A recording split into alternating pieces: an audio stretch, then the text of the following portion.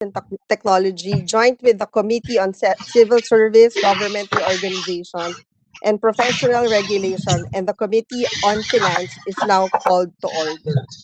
Ngayong pong umaga, we will be tackling 3 bills, 2 on the upgrading of science and technology officers, Senate Bill 887, filed by Senator Revilla, entitled an act upgrading the position of the Provincial Science and Technology Officer into the Provincial Science and Technology Director in the Department of Science and Technology, amending Republic Act Number 6959, appropriating funds therefore and for other purposes, and another by yours truly entitled SB 1350, an act upgrading the position of the Provincial Science and Technology Officer into the Provincial Science Director in the Department of Science and Technology, amending Republic Act Number 6959, appropriating funds therefore and for other purposes. We also have on the agenda Senate Bill 1543, entitled An Act Establishing the Philippine Virology Science and Technology Institute and appropriating funds therefore, filed by Senator Lacson. The first 2 bills propose the upgrading of the position of the Provincial Science and Technology Officers to the rank of directors in each province under the Department of Science and Technology, while the bill filed by Senator Lacson proposes a research institute specializing in the study of viruses or the field of virology. We will give all our resource persons a chance to comment on these bills, but for the record, may I ask the committee secretary to acknowledge our panel of guests. But before that, I would like to acknowledge the presence of my colleagues, Senator Ping Lacson. I think nandiyan din ata si Senator, my Vice Chair, Senator Sherwin Gatchalian, and Senator Amy Marcos. Comsec?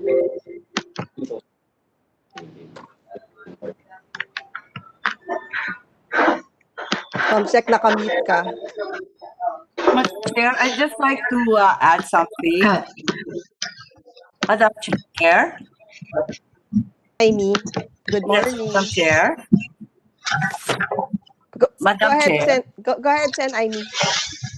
No, it's I just had a question regarding the reference to business on account of the fact may maingay yata.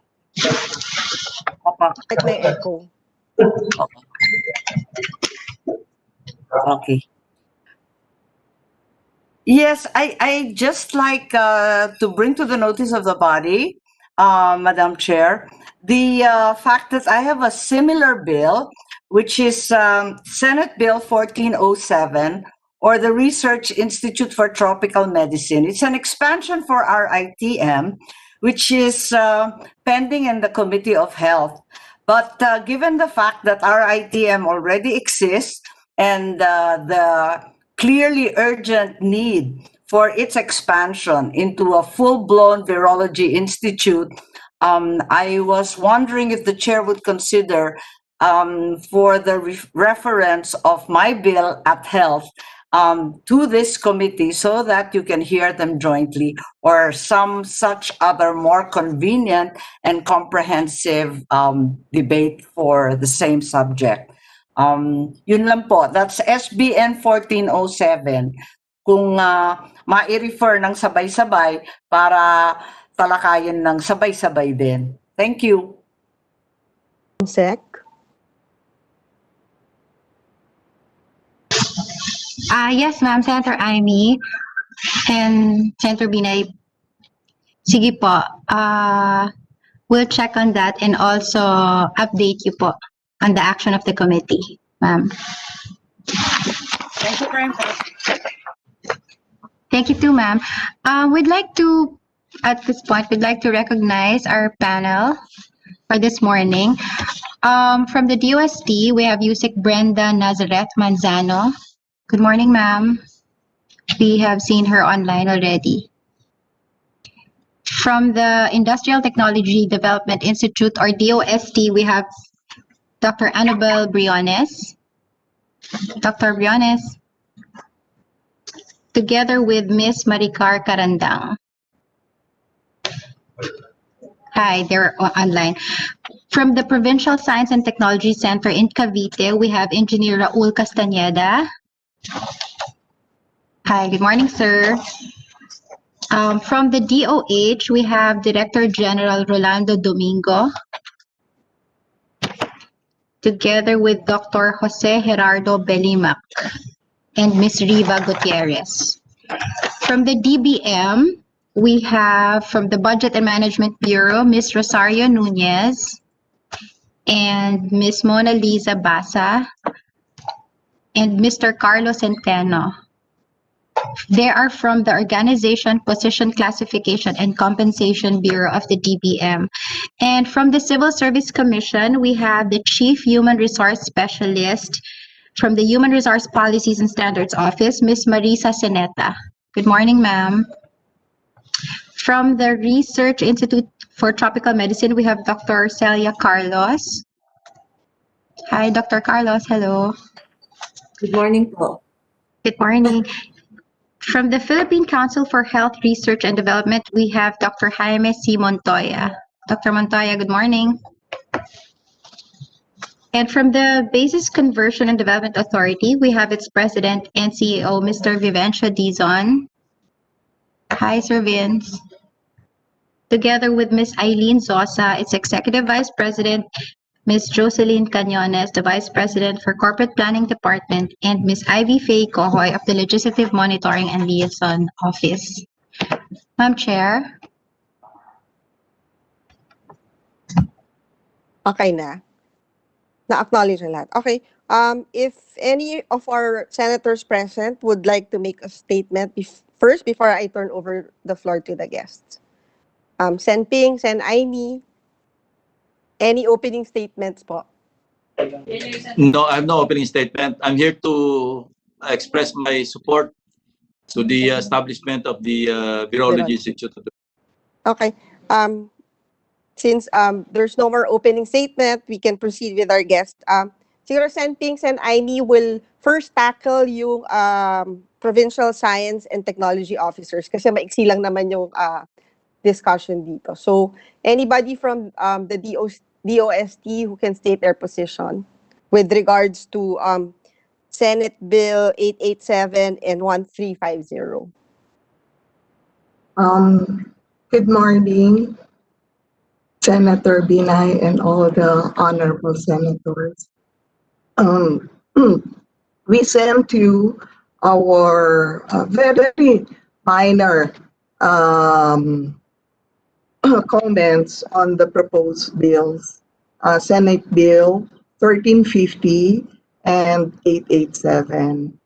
We do agree with all the provisions of the Senate bills 1350 and 887. Our minor comment, though, is that consider the term Provincial Science and Technology Director instead of Provincial Science Director. And then also include a section to read in the functions of the Provincial Science and Technology Offices the following functions.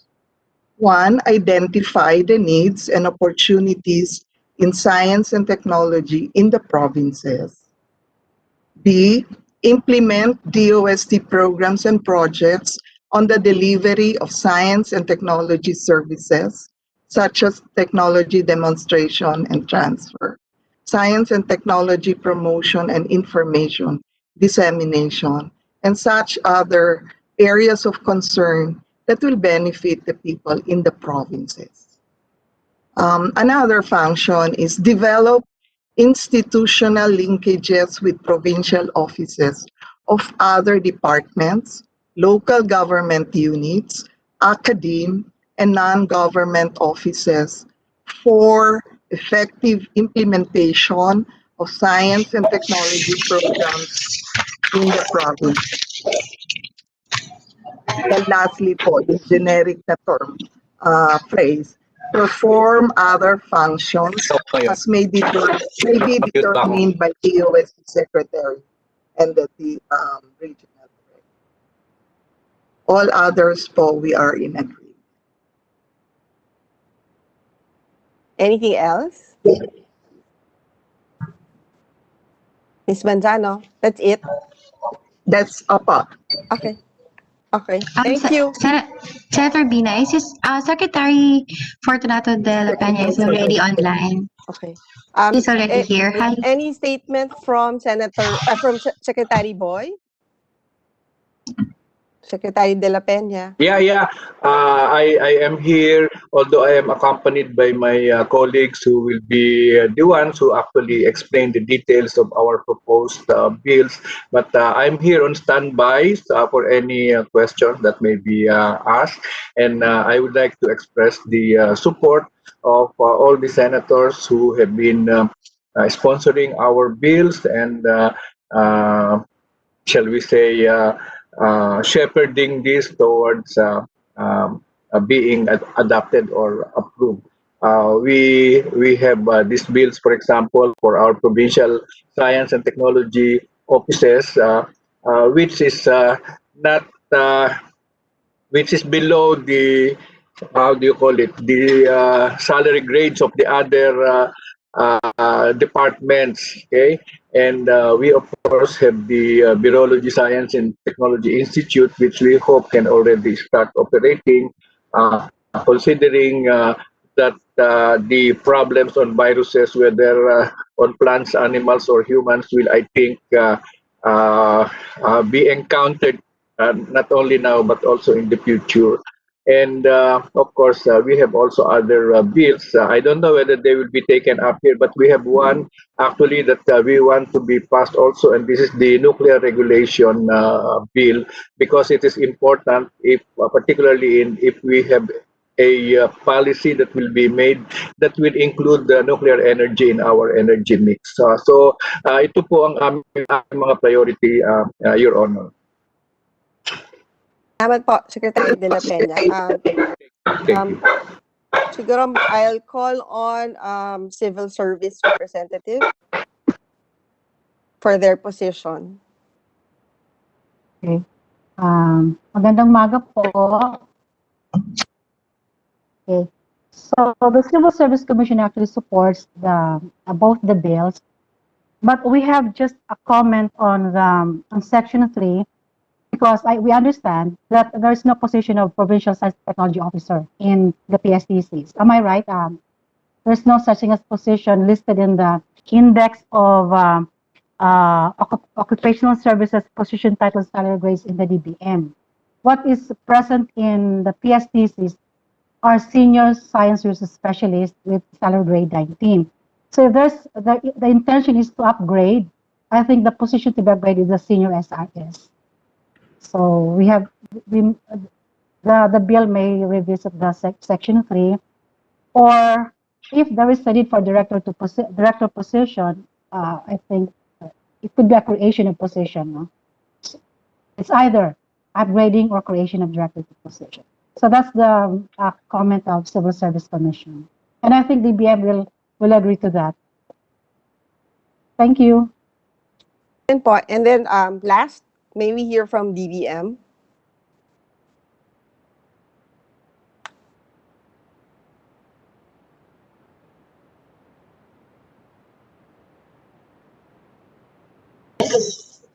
Ms. Nunez, DBM.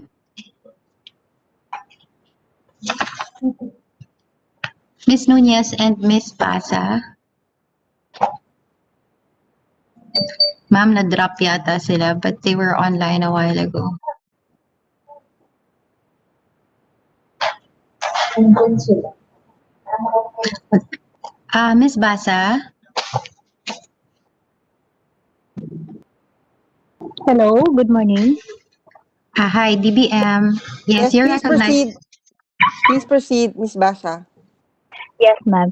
So, actually, ma'am, my name is Mona Lisa Basa, and I am in charge handling the Department of Science and Technology. So, actually, for our position, so we have the Organization Position Classification and Compensation Bureau to update us on this matter, which is understand that Mr. Carlos Centeno is here.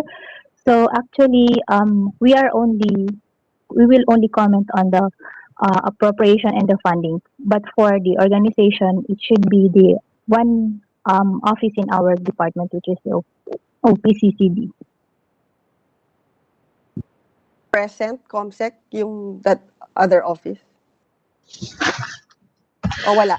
Pero Miss Ma'am. Basa, pagdating din sa appropriation, wala naman tayong magiging problema. So far, ma'am, we provided an amount of 284 million for the purpose. For the NEP, for FY 2021 NEP. Funding is not a problem. So far, ma'am, hindi naman po. So, Okay. kasi once na ma-approve po yung bill, pwede naman po natin siyang i-incorporate sa GAA subject to existing budgeting rules and regulations. Okay. Siguro, Madam Miss Chair? Basa, nandiyan ba yung sinasabi niyo Madam na Chair. ano? Madam Chairman. Madam Chairman.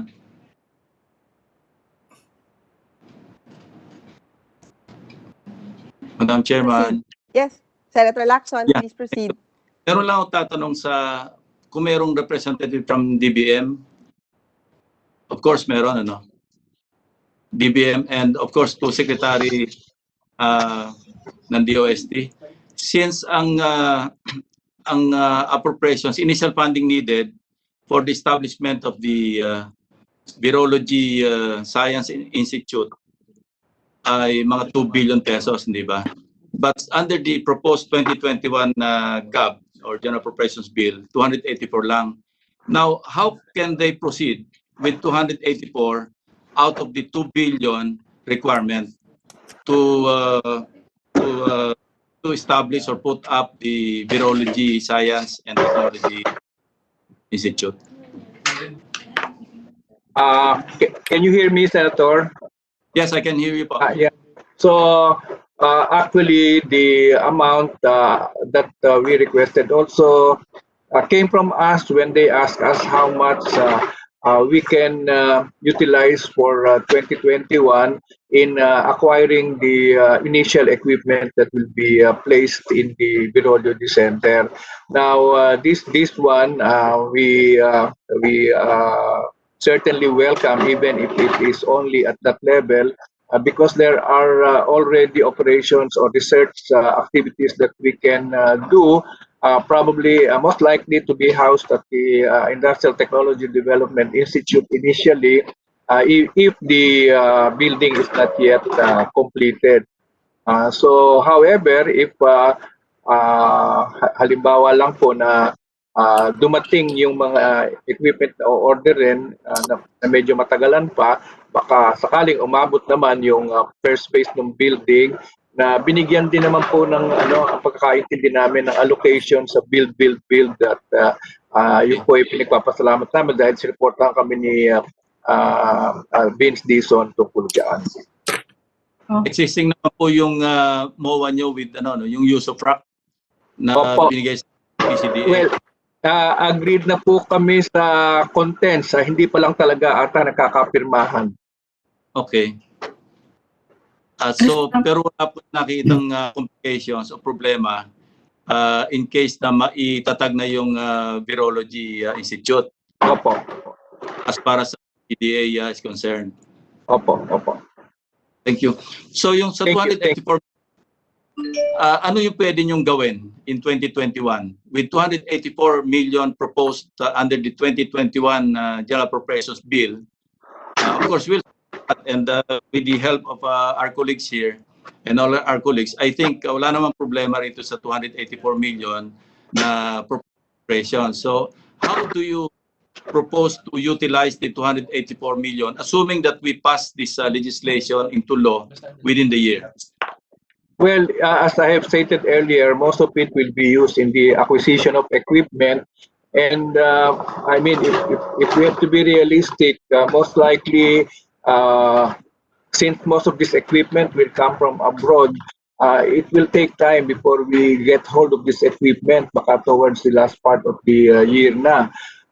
In the meantime, we are also allocating money out of DOST's own budget to start already some researches that can be done with the laboratories that are existing at our Industrial Technology Development Institute and in partnership with institutions like the UP National Institutes of Health and University of the Philippines in Los Baños, particularly in the research also on animal and plant virus.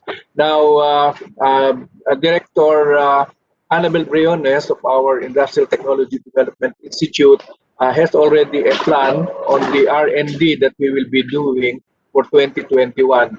Most likely, initially using muna the equipment that are housed or owned by the Industrial Technology Development Institute. So if you will allow, sir, maybe we can ask Dr. Annabel Briones to mention the R&D that has been lined up for 2021. And you want to be hiring? Yes, sir. We will be hiring initially, well, partly project personnel, since we are allowed to hire project personnel on a contractual basis, and also partly utilizing the manpower in the pharmaceutical division of the Industrial Technology Development Institute. And the hiring of personnel is already included in the 284 million proposed? No, I don't think so, Your Honor. The hiring will definitely come. I mean, the plantilla items will come when the law is already passed, and in the meantime, it will be the DOST budget that will support the hiring of contractual personnel.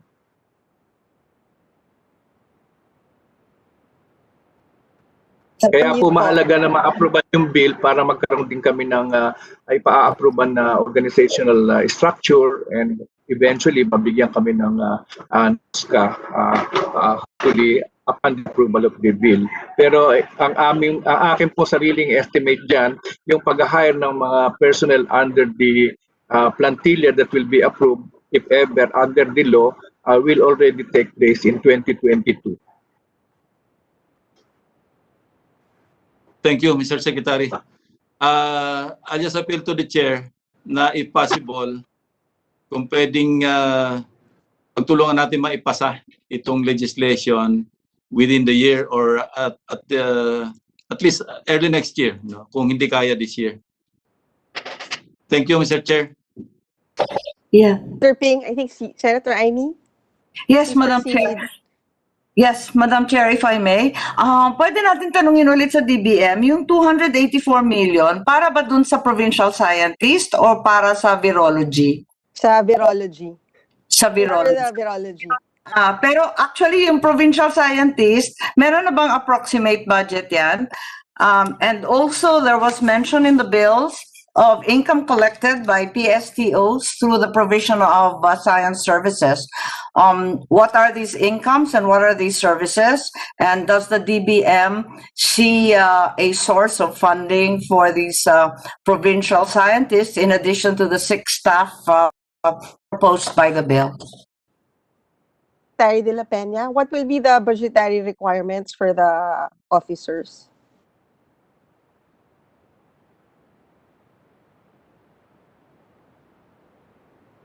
Mute po. Hindi na makalakihan dahil meron namang sweldo talaga yung mga tao. So magkakaroon lang ng salary grade increase and also the addition of a few items. So Yusek Brenda Manzano can probably give us an idea of how much will be the additional requirement at least for 2021. Yusek Brenda, can you help me? Yes, Apo Secretary, ano bang mga probinsya ang meron provincial science and technology? Sa amin po wala eh. Kaya ilan sa mga probinsya? Senator, meron lahat. Meron lahat. All provinces. Kaya lang hindi nyo napansin, napakaliit. Ganun po ba? Oo. Hindi kasi ang pinagtatakahan namin, hindi namin maintindihan kung ano yung ginagawa nila. Kilala ko dati may isang lumitaw mga 3 or 4 years ago, matapos yun, di ko na sila nakita. Hindi po. So, lahat po ano ang ginagawa niyan? Lahat po na nakikipag-usap sa Ilocos Norte ay yung mga provincial level officers na I think there are 6 of them. Oo. Ganun po ba? Anong na-achieve nila? Aba, lahat po ng unang-una, meron din namang research na ginagawa on 9 the... years po kasi akong governor, hindi ko naman sila naramdaman. Ako, Senator, sinamahan ko pa sa inyo. Kasama pa That's ako. right, that's Oo. right.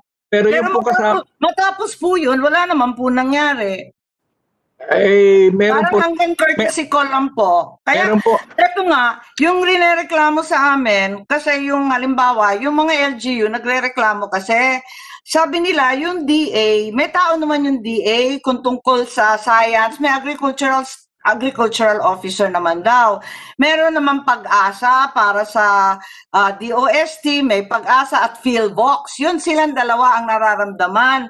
Pero kung dadagdagan pa, ano daw yung papel nun? Tapos yung DTI, meron rin naman processing. So, yun ang nakikita namin na parang yung DOST nagpo-processing nga, pero sapaw din sa DTI, sapaw din doon sa DA, at medyo, bakit nandyan pa sila? Ano bang ginagawa nila? marami pong ginagawa, Senator, at siguro kailangan maipakita namin sa inyo sa pamamagitan ng aming documentation at ng aming mga testimonials kung ano yung mga nagawa. Whether it was R&D at the level of dealing. Kasi po sila yung aming arm doon sa Ilocos Norte. No? So yung pakikipag-usap halimbawa sa MMSU, yung pagsa-set up ng incubator doon, yung pag-asikaso ng i-implement ng scholarship program ng DOST, pati paghahakot ng mga kukuha ng exam doon sa mga remote areas, yung pong aming mga in-install diyan ng mga disaster-related equipment, ang nag-aasikaso po ang aming talagang frontliner yung anim na provincial officer diyan. Okay, so dinadaan pala ninyo sa SUC. Bakit hindi daan na lang sa SUC imbes na magdagdag pa sa DOST kung ganun rin lang? Hindi po, isang bagay lang yung sa SUC. Napakaliit pong bahagi nun. I see. Okay, hindi, tinatanong ko lang kasi sa totoo lang, di ba, Madam Chair, laging objection ng LGU na ini-impose ng national pagkarami-raming staff na wala namang budget, na hindi naman nakakapag-ikot, ni walang opisina, maghahanap ng opisina, parang additional burden sa mga LGU, and it erodes the financial autonomy that's legislated in the local government code. So there's always, with all due respect, I'm just here to play the devil's advocate, kasi napakaraming Provincial Science and Technology Office na dahil siguro sa kakulangan ng budget, ng tauhan, ng maintenance and operating expenses, hindi naman nararamdaman. Kaya, yun nga, may reaction lang, bakit daw palalawakin pa? Siguro po, iba po siguro reaction. Hindi ko alam kung baka hindi nag-perform yung aming mga tao sa Ilocos Norte, pero kami po pinupuri sa ibang probinsya. Hindi, okay naman yata sila. Kaya lang, yun nga, nalilito nga. Tapos yung DTI, meron ring mga, wag po kayong magalit, wag ninyo minamasama. Marami pong probinsyang kausap ko. At wag ninyo sisihin yung tao ninyo sa Ilocos. Ayoko namang magkaganon. Ang akin lamang, importante kasi na nag-uugnayan ng lahat at wag overlapping yung mga papel nila. Kasi may DA, may DTI, yun ang kilala ng tao. Yung DOST, ang alam lang yung pag-asa at saka PhilVox, sa totoo lang. Paano nga po, 6 lang kami kung i-compare sa kanilang mga 30. Kaya hirap na hirap din kami. Kaya pabayaan po ninyong ipakita namin kung ano aming magagawa, Senator. At ako po ay makapagsasabi na walang nasasayang na kahit isang sentimo sa pera ng gobyerno sa ginagawa namin. Ano yung income na nako-collect ng PSTO? Ito po, si Yusek Manzano po ang nakakaalam. Ito po yung mga services actually. Like for example, actually hindi talaga attributed lang po dun sa province. But for testing services, although ang services ay ginagawa pa rin sa regional office, yung pag-analyze ng samples and all that. So, yun po yung income na inaano natin. And also, Halimbawa I po, don't know, example lang po, sa Region 1, ano yung kuan? Ano yung like mga, water ano yung analysis nila sa loob po, ng isang taon? At saka anong like uri ng water, services? like for example, water analysis. Although, ang Ang gumagawa problema po ng water talaga, analysis, ang dami pong gumagawa nun, mula DA hanggang sa local water district. Sila actually, yung local water district, pinakamagaling. Di pa kami nagpapa-water analysis kailanman sa DOST. ISO 17025 po ba sila certified, accredited? Usually kasi, Sino po? Yung yung probinsya is other, ISO certified, matagal na po, 2012. the other testing laboratories. Kasi yun yung measure ng proficiency ng ating analyst, and it's acceptable worldwide, internationally. If the laboratory doing the test Yes. is ISO 17025 Yes. accredited. I think it has Iba a din, higher, it actually has a higher accreditation po. Okay. Yusek Manzano, maybe you can provide the Office of Senator Aimee a okay, listing of yung nagiging sources of income ng DOST. sources, Yeah. Yes. Specifically dun From sa the- province ni Sen Aimee. yes, attributed to the province po. Hindi, okay. Alam ko lang kasi yung probinsya ko, pero actually, marami akong naririnig, no? So, yun lang. Hindi, Madam Chair, just to put it into perspective, they claimed some income. So, baka naman we can set it off here in the process of trying to look for budget in these very, very stringent times. Perhaps we can set off some of their income to fund this bill. As we know, we are also right-sizing every other agency, and any additional plantilla and other expenses are really frowned upon, and we have to look at them with much discernment. Yun lang. Di naman ako kontrabida sa bill, tinatanong mo lang. Senator, Anyway, Sen Aimee, Senator, baka hindi ako magtagal dito. Gusto ko lang sabihin na happy birthday next week kasi sabay tayo ng birthday. Opo, alam ko. Thank you, thank you. Senator, going back to your concern about Opo.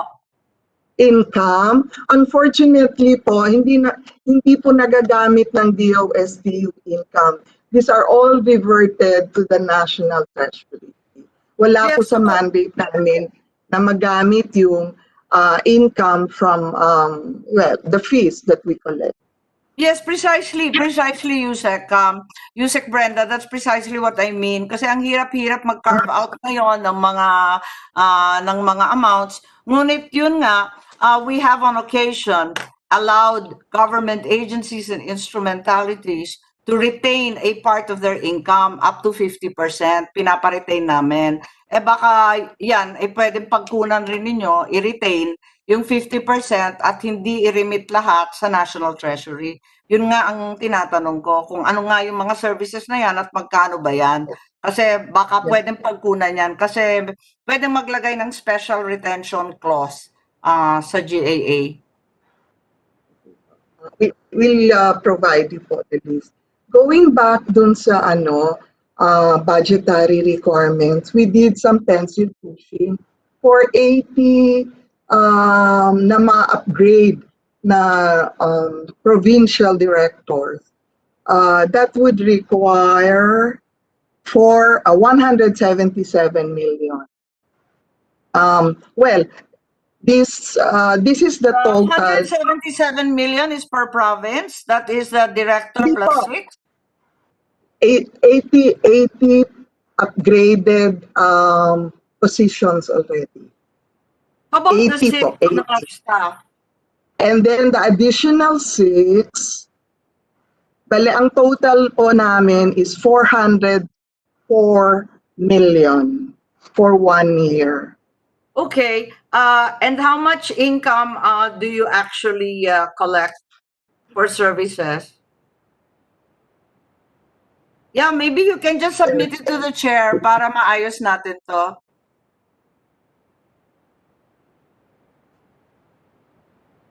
Tapos yung That's it. question na lang, Madam Chair, yung question ko na lang yung income nila at saka yung isa pa, yung liwanagin natin yung mga tinatawag na overlap. Kasi yun nga, ang pagkalam natin, mga water analysis, soil analysis, trabaho ng DA yan, ginagawa rin ng local district, ginagawa rin ng local research institute, pati yung SUC. Yung mga farmer namin may capacity na mag-soil analysis on the spot. Kaya parang, ano ito? Bakit pa ulit-ulit? Tapos ipaliwanag rin natin yung DTI versus DOST. Kasi yung processing, sapaw-sapaw na po kayo, although yung original research galing po sa inyo, yung DTI namamahagi rin ng ganon. Tapos yung DA, maliban pa sa DA pala, meron pa yung co-op officer. Diba may bago tayong batas, Chair, na co-op officer ni Senator Subiri. So yung co-op officer, technical services rin daw ang ibibigay. Pareho na naman, balik na naman tayo sa soil and water analysis. Pagkatapos nun, yung mga sinasabi na kung bakit daw, PhilVox na lang daw at saka yung pag-asa ang pagtibayin, wag na yung mga science at wala naman daw nararamdaman. May ganun eh. Kaya sagutin lang natin yon para matapos na. Yun lang. Hindi, sabihin ko lang naman na Senator, kausapin niyo yung governor ng Ilocos Norte ngayon at masasabi niya sa inyo kung ano ginagawa namin. Madam Chair, Madam Chair, Yes po. can I give a very quick remark? It's a comment ni Senator Aimee. We don't do po soil analysis. Kasi po, alam namin, actually, when we Pero yung water po, ang dami talaga, promise. At yung pinakamagandang water analysis, yung local government, local water district po. Yes. Talagang maliwanag na maliwanag. At saka ang dami-daming items na tinitest. Okay. So we also do the different parameters, yung mga required parameters on the analysis ng water, but basically food po. Malaking tulong din ito doon sa mga tinutulungan natin. Yung PA po ginagawa yan. At saka yung MMSU. Analysis. Sorry, kontrabida ko. Pero talagang ginagamit po namin lahat yan. Water analysis. Yung water analysis, I do it very, very frequently. As you know, Ilocos has tourism beaches. And I have to test for E. coli and other unpleasant elements occurring. So, madalas talaga magpa-water analysis kasi kinakabahan ako, baka may magkasakit eh.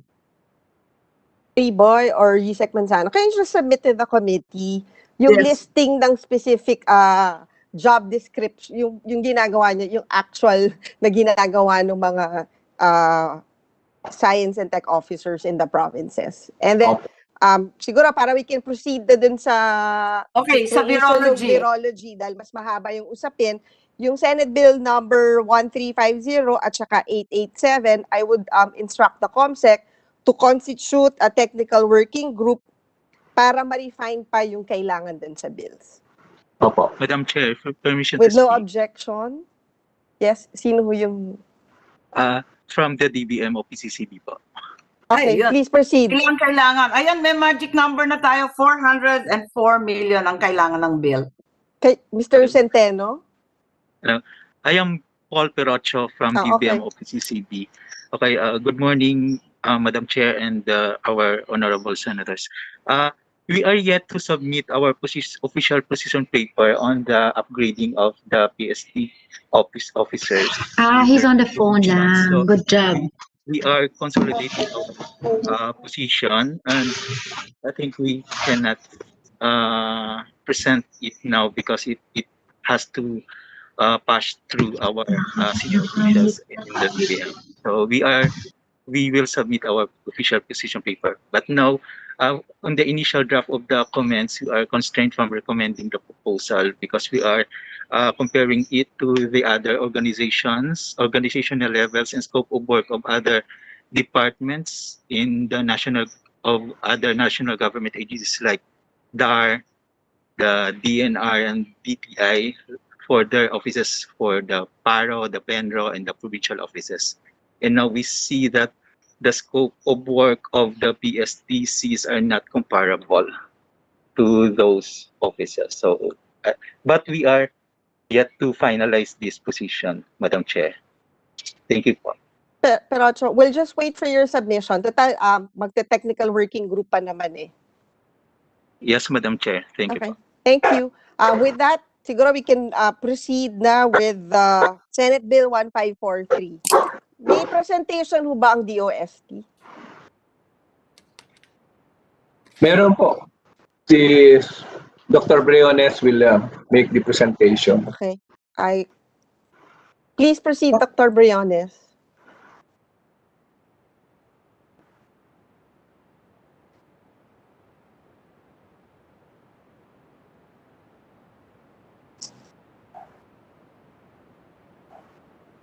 Proceed. Director Briones. Okay. Am I heard ba? Am I clear ba? Good morning, everyone. To the Honorable Senators, Secretary De La Peña, and to my colleagues of the OST. I'm pleased to present the proposed bill, Senate Bill number 1543. This is an act establishing the Philippine Virology Science and Technology Institute and appropriating funds thereof. So the main provision of this bill is the creation of a research and development institute under the Department of Science and Technology called the Virology Science and Technology Institute of the Philippines, or in short, the VIP. And then this act shall be known as the Virology Institute of the Philippines VIP Act of 2020.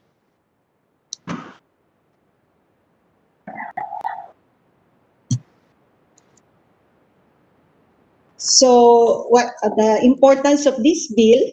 We all know that the world was caught unprepared. So is our country with this pandemic, COVID-19 pandemic. So there is no antiviral treatment or vaccine available at the moment. There has been no existing research institute on virology in the country that primarily conducts the study of all areas of viruses. And the country is also faced with problems on novel, emerging, re-emerging, and enzootic viruses affecting also livestock and plants. So these are the African swine fever. And if you have seen in the slide, based from the Bureau of Animal Industry, a large of the area is highly infected with mostly in Luzon, red zone, the red color. It's the infected zone of the African swine fever. And ASF is a highly contagious viral diseases of pigs, and it has recently become prevalent in many provinces in the country. So it reaches as far as in Mindanao. And then it is considered by the Global Veterinary Society as one of the major threats to pig production, food security, and biodiversity in the world. And no cure or vaccine currently exists for ASF. And we also have problems of the plant viruses. And as you have seen in the slide, we have several virus diseases of the major Philippine crops. This is from rice tongro, banana, and abaca banchitap. Problem on the citrus, papaya, passion fruit, potato, tomato, squash, and the rest. So the salient points of the bill: the VIP, as an attached agency of the UST, shall serve as the premier research and development institute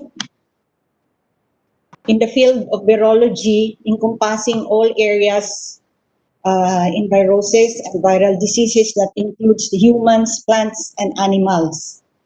And it also acts as a venue for scientists, both here and abroad, to work collaboratively to study viruses of agricultural, industrial, clinical, and environmental importance. And also established a strategic partnership with the world's leading scientists, virology centers and institutes, and conduct innovative and pioneering researches that will advance the frontiers of virology in the country.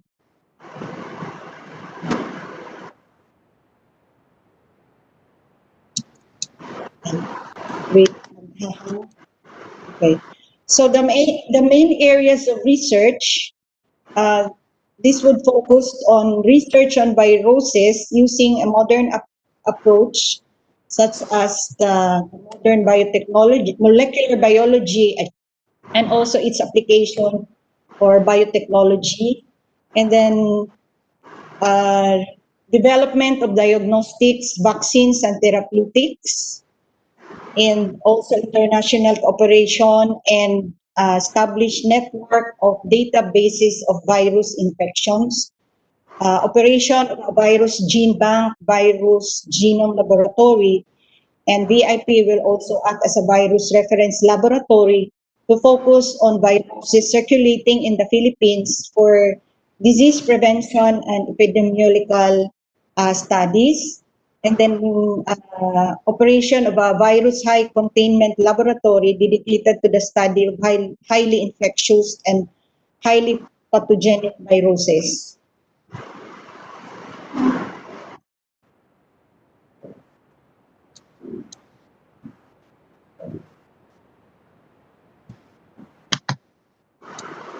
So the VIP mandate, it should implement policies, plans, programs,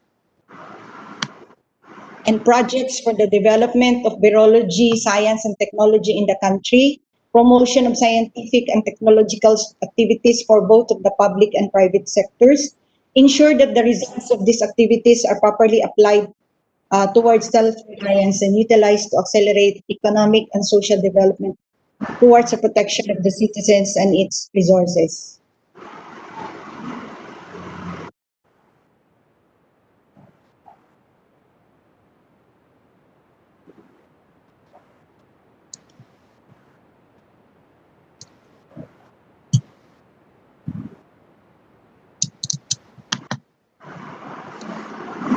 The official site will be at the New Clark Economic Zone, Kapas, Tarlac, under the BCDA. So the BCDA has already allocated at least 5 hectares in the area. And as you can see here, this is exterior perspective of the Virology Institute building. Anong magiging setup niyo with BCDA? Ma'am, Will- ano po? Lease po. Lease. So, Opo. use of rock kayo. Yes, opo. Madam Chair, use of RAC po, Madam Chair. Similar to the other government agencies po, Madam Chair. Okay. Pero hindi pa kayo nagmo-MOA signing Hindi pa po. We are still finalizing. Finalize na lang po, ma'am. Pero ano na po yun? Ano na lang? Going through the usual process na lang po. Okay. Katabi ba Yeah, ito ng we space have agency? O magkakatabi ba sila ng space agency? Or Ano po, may mga several sites po na actually namimili na lang po tayo with DOST. Pero they're all integrated into the malapit po siya yung site po na naiisip naming pinakamaganda. Malapit po sa site ng UP, ma'am. Okay. Para nasa educational corridor po nung city. And siguro, Director Brian, how much would the building cost? The one we have proposed is 500 million po. And the complete architectural and engineering design would be about 10% of the building and facilities cost, which is about 50 million. And then that will be part of the 2 billion initial funding. Yes po. Okay. Okay. Please proceed. So this or would tapos be- na ho. Yeah. So this would be the picture of the VIP at the BCDA when it's already been completed with support labs and offices, greenhouse lab, the animal lab, and also a dormitory for the researchers and experts that will be coming from abroad. And then lecture halls.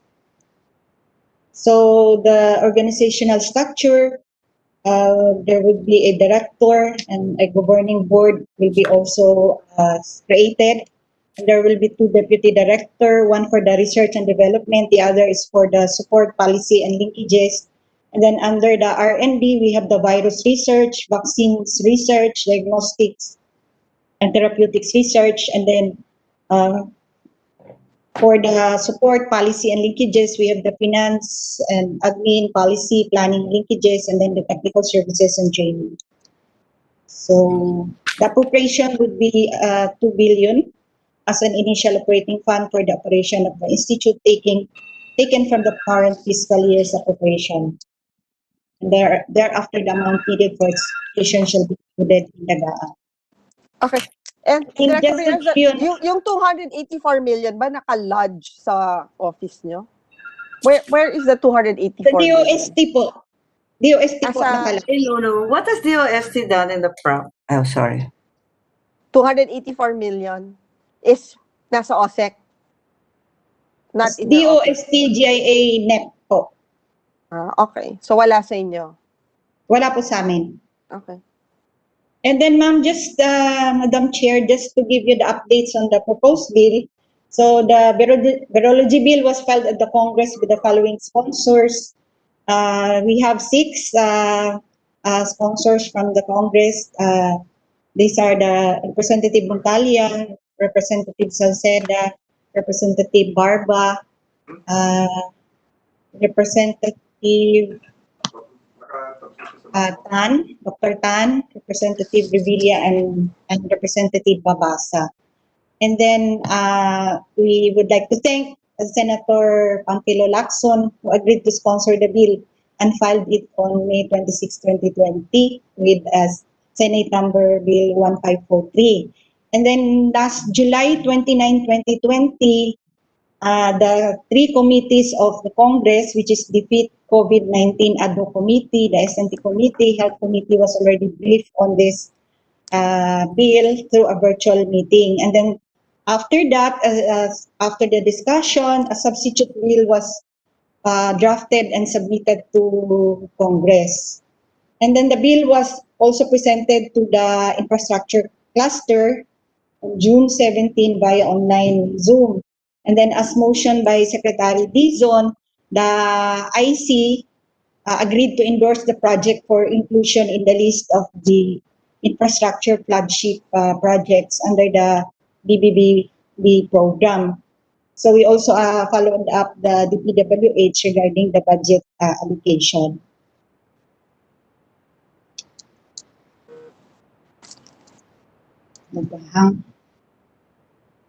Okay na yung presentation na, Director Briones? Yeah. Ma'am, last na po. And then we presented to Committee on Science and Technology of your office, ma'am.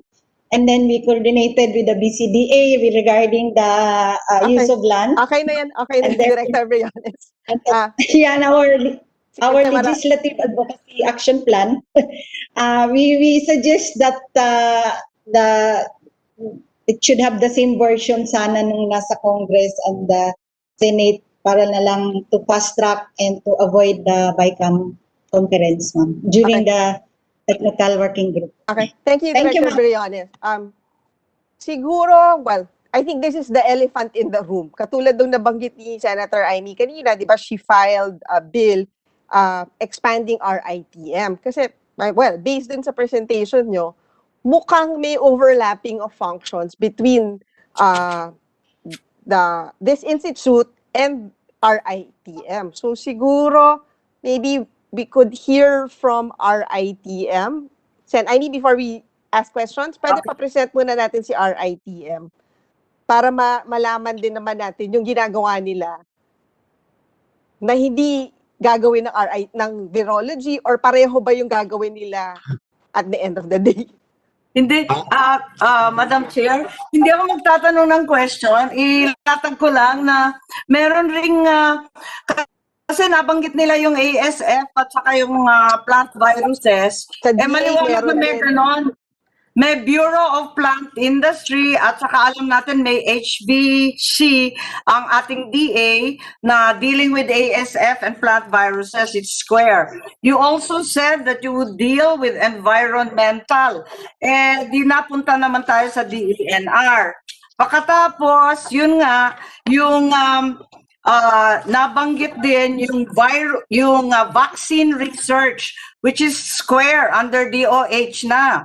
And then, meron rin tayong virus gene-based, virus genome lab, virus reference lab, all of which are under the UP system with the Philippine Genome Center.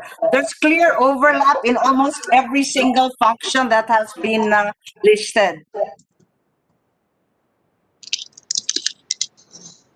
Yes, Secretary De La Peña. Naka-mute po.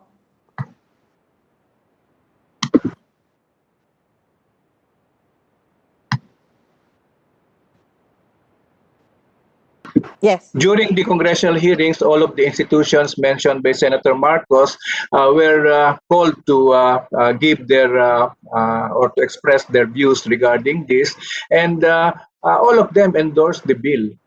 And of course, they just indicated which ones have to be, shall we say, cleared, okay, so that there will be no duplication. But all of them endorsed it. Can we, sige, si Gigi Domingo muna, and then after that we'll call RITM. Yeah, Madam Chair, I would like to read the position paper of DOH. This includes RITM and FDA. And of course, the RITM director is here also so that they can give further details. So in behalf of the Department of Health, the DOH supports Senate Bill 1543, which seeks to establish the Virology Science and Technology Institute of the Philippines under the Department of Science and Technology. The proposed measure will address future threats to human lives, which also results in socioeconomic challenges. The Philippines, like many countries, has been continuously challenged by COVID-19. But apart from COVID-19, we have SARS-CoV, and there are other existing emerging and re-emerging viruses that have been posing a challenge in terms of prevention, control, and management. These include MERS-CoV, African swine fever virus, and avian influenza virus, among others. Under the Philippine National Health Research Agenda, our health resilience is a priority theme, and this priority aims to improve the ability of the country's health system to be resilient to emerging global and domestic threats. The proposed legislative measure will enable the country to be in a better position in prevention and response of emerging and re-emerging health threats. In view of the aforementioned, the DOH respectfully recommends the following for consideration.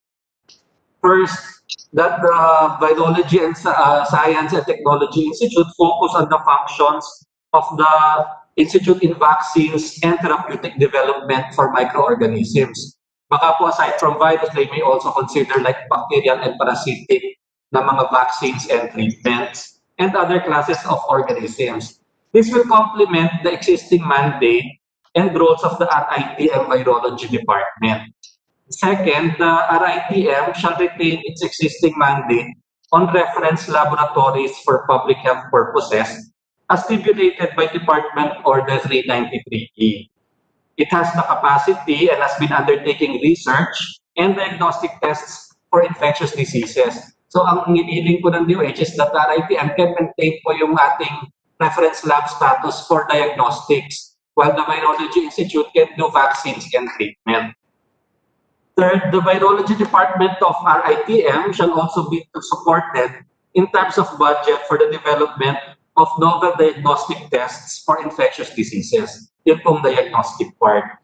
Fourth, the institute shall cover viruses and viral diseases, not only causing diseases in humans, but also in plants and animals because of the security for our food security and of course, consequently, human security.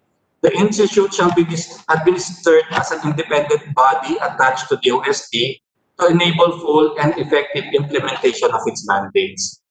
Fifth, for us to adopt the World Health Organization's guidelines on the establishment of virology laboratories in developing countries. Six, under Republic Act 9711 or the FDA Act of 2009, the sole responsibility for registration, testing, release of batch of vaccines, oversight on the conduct of clinical trials, post-marketing surveillance of vaccines rests with the FDA. So as the national regulatory authority and in anticipation of possible local vaccine development as proposed, we will establish a control laboratory for vaccines under the FDA. The National Control Laboratory shall conduct the laboratory testing on vaccines and perform lot release and batch release for both local and imported registered vaccines and validate diagnostic medical services. So yung regulatory part po will still reside with the FDA while the R&D will be at the Virology Institute. And lastly, number 7, consultation between the Institute, DOH, and relevant agencies and institutions on database management systems on viruses should be set in place. And we respectfully submit this to the committee, Madam Chair and Honorable Senators. Thank you, DG Domingo. Yes, Senator Sherwin Gatchalian, you're recognized. Madam Chair. Madam Chair, just to pursue that point and some elementary questions. Madam Chair, after the coronavirus, all of us, virtually everyone has some form of idea on what should be set up and what are the gaps in terms of addressing this type of pandemic. And one of which is setting up a institution that will continuously research on viruses, infectious diseases, and pandemics. I don't claim to be an expert, Madam Chair, but these are the observations that I have. And the first instinct, Madam Chair, of everyone when the pandemic broke out was to talk to DOH, no? Because DOH is the experts when it comes to infectious diseases and this type of health concern. So my first question, Madam Chair, is very elementary. No? How come it's not under the DOH, it's under DOST? Because obviously at the end of the day, this institution will have to deal with the health concerns of our country. No?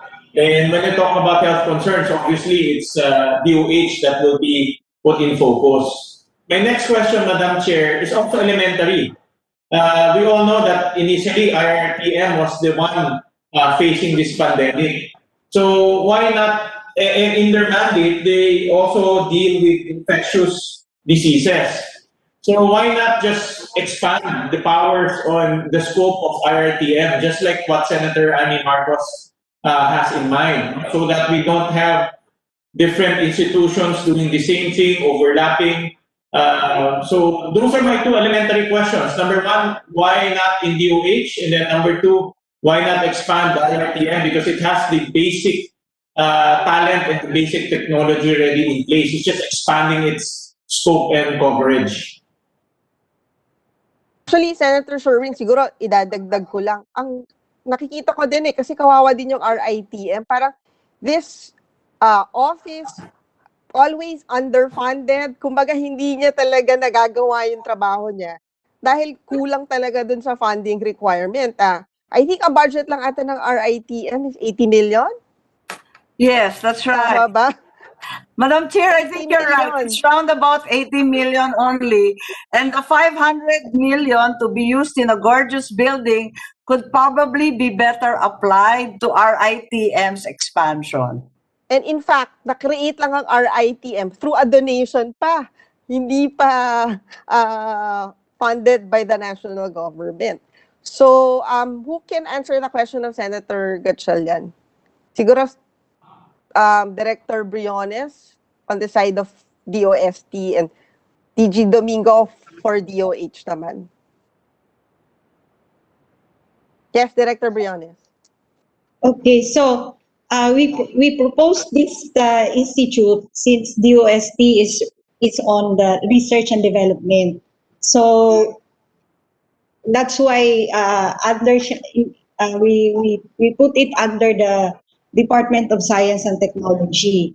And then when it in terms of the RITM, since it's in the DOH, and then they are more into disease surveillance, epidemiological studies, and the VIP is into basic and applied research, encompassing all kinds of viruses, not only for humans but animals and plants. So we envision that it's an institute that is dedicated uh, to do research on all types of viruses, because in RITM I think they're only dedicated to the humans and diseases. Briones, kakatayo lang ng building nila for animals. Noong 1980, no, hindi pa nakatatayo lang. Noong 1984, nag-expand na sila to animal research and animal breeding. Nandiyan ba si, RITM? Tama po ba? Dr. Carlos? Or Ma'am, yes. si Domingo? May Yes, I Dr. answer? Carlos. Opo. We have an animal research facility, but it's being used to provide the needed animals for the clinical and laboratory research. We don't do animal research per se. We just breed the animals and use them for the clinical and laboratory research. And then just to correct po, our budget for 2020 is only 100 million for MOE. And we have a budget for reference lab of about 223 million. Yun lang po ang budget namin. Although we get some sub-allotments from DOH, but these are not usually regular sub-allotments. So, in all honesty, we have difficulty coping with our mandate with the limited funds. Thank you. Senator Gatchalian. Ma'am, since si Ma'am Celia, si Dr. Celia is ready here. Dr. Celia, I want to ask you, have you looked at this bill? This Virology Institute? Yes po. We have been invited to the hearings on the bill in the House of Representatives.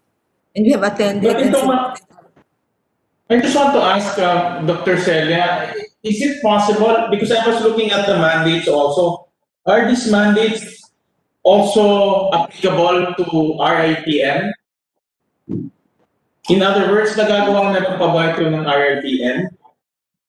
Some of the mandates po on diagnostics are being done by RITM. But the mandate, the bill putting the mandate on drug and therapeutics research is not being done by RITM. That is why our position is that the Virology Institute being proposed focus on vaccines and therapeutics development, because our country is Doctor, is it going to be too complicated if IRTM will take that mandate, research, and the research of virology? Actually, Paul, we are doing research, but our research are focused on public health type of research, clinical trials, epidemiologic research, those types of research which are needed to input into policies for the Department of Health. We also do diagnostic method evaluation, genomic studies, molecular studies, and antibiotic and drug susceptibility testing. So those are the general types of research that we do. As I said, these are mainly for public health consumption. We don't do drug and vaccine development type research. Senator Sherwin, if you will allow, mag-interject lang ako. If the 2 billion budget for this new institution was instead given to RITM, what would you be able to do? I think, ma'am, we need to review our mandate. We need to look at the weaknesses or where the needs are for further expansion of our mandate. And for now, our mandate is limited to doing infectious disease work, clinical and laboratory work, the trials. For the laboratory, we do quality assurance, kit validation, and so on. But we don't have enough funds to do the more basic and preclinical research. And that includes the manpower as well. So if we compare our situation with the structures of the other research facilities abroad doing the same thing, for example, the CDC, they have a huge complement of researchers with postgraduate training in different fields. For example, in virology, they have specific groups doing specific research on enterovirus, specific research on influenza, and so on, which the Philippines does not have. And I think it's a big weakness that we don't have those, and we need to develop that the type of capacity within our country. And of course, that will all cost money and facilities and more resources. So But given additional funding, you could hire those people and expand to cover those other areas in research that you are not able to do now because you are so poorly supported. Yes, Kaya po ma'am. ninyo mag-expand. Gusto Thank you naman very po. much. Yun lang, Senator Gatchalian. Willing naman po kami mag-expand, but we also wish to work with our colleagues in the DOST. So if they volunteer to do the basic research on drug development and vaccine development, we wholeheartedly give it to them. And we can focus on our current mandate and further expand them because as it is right now, we have not fully maximized our research capabilities because of limited resources. So the 2 billion will probably do a lot. We will need to establish more facilities. We need to hire more people. We need to send people for training because training is a very important aspect for research. So the 2 billion will be utilized fully, but I would still give DOST the opportunity to pursue their own drug and vaccine development proposal. Ganun na lang po ang hatian. Madam Chair, just as a statement, a manifestation. My view is, after all of this pandemic, the DOH, RITM, they have a wealth of experience in dealing with this type of pandemic, and they've learned so much. That data bank of knowledge and information is very useful to pursue research and development. So my idea lang is, why not leverage on that wealth of experience from DOH? Because talagang nabugbog ho sila sarado this past few months. And yung pagbugbog na yun is also an asset because they've learned so much. I'm just saying, creating it in another department might not take advantage of that experience. That's my idea lang naman, Madam Chair. Madam Chair. Yes, may tatanong lang ako dun sa presentation kanina kay Director Briones. Kayo yun, ano? May nabanggit kayo sa tungkol sa mga vaccine. Kayo rin lang mag-test and certify o FDA? Parang nalito kasi ako doon. Ano lang po kami, research lang po. Kasi ang function po ng VIP is solely on R&D, hindi po regulatory. So, that would be the function of DOH. Take me through the steps kasi alam naman natin yung vaccine procurement has become a very contentious issue and mired in all sorts of allegations at this point. Itatanong ko lang kasi, halimbawa may testing kit o sabihin natin may vaccine, FDA pa rin ang mag-a-approve although developed by the Virology, by VIP. Paano yung processor? Just take me step by step. May na-develop kayo, halimbawa. Sino mag-testing nun? Ipe-present ninyo sa FDA pa rin? Opo. Yung clinical, sila pa rin po. Kasi ano lang po kami, pre-clinical lang po kami. So who's going to run the clinical trials? Who's going to do the clinical trials, the certification, and then distribute for public health use? FDA pa rin po. Yeah, Madam Chair. Yes. Opo. Opo. Yun nga po ang maganda rin kung hiwalay po kasi yung basic research kasi the Department of Health really focuses on public health interventions and clinical research. Yun pong basic research mapupunta po sa DOST and of course the development of the vaccine. Kasi isa rin pong mandate ng Department of Health through FDA is regulation. So mahirap pong nasa isang bahay yung nagde-develop tapos siya rin po ang mag-a-approve. Mas maganda pong magkahiwalay. The DOST ang magde-develop and then the FDA will approve. Hindi, pero dapat iisang bahay, pero siguro naman iisang barangay, ano? Kasi ang layo ng DOST, yung sinasabi ni Senator Gatchalian, kung maaari, DOH, kasi FDA nasa DOH, yung VIP, DOH din, para isang tuhog, kumbaga. Pero Sen Amy, parang ang dating nung bill, ito yung magiging mother research kasi it will also cover certain aspects sa Department of Agriculture. Oo, kaya nga eh. Diba, meron, I think, kahit sa, kasi may plant, so DNR, baka meron din, may masasakop din yun na yun. So parang, yung virology will be the mother research office. Research. Parang ganon. That's where I get a little bit. That's where I get a little bit confused kasi yung pagkaintindi ko, yung Philippine Genome Center ng UP system, yun yung basic research para doon. Is that not the case? Iba pa rin po ang ano nila po, ma'am. Ang kanilang studies. Hindi po talaga focus on the viruses. Ang Philippine Genome. Kung ihahambing natin sa US, alin dyan ang CDC? Alin si Dr. Fauci? Alin si Koal? Kumbaga kasi yun ang parang natin ko papunod eh. Sa ngayon po wala pa. Si Dr. Nicolas ang sasagot, ma'am. Kasi mas alam siya. Pero alam ko may propose din na CDC pero yun ay parang will be carved out of RITM. Ma'am. Dr. Montoya po. Si Madam Dr. Chair. Yes, Dr. Montoya. Thank you very much po. If I may just contribute a little to the discussion. Regarding the role of RITM, yung VIP po was never envisioned to actually duplicate what RITM is currently doing. What actually essentially it is envisioned to be an institute solely focused on research on viruses, whether it be of human, animal, or plant origin. And as was mentioned by FDA Director General Domingo, the basic research side, mahina po tayo dyan.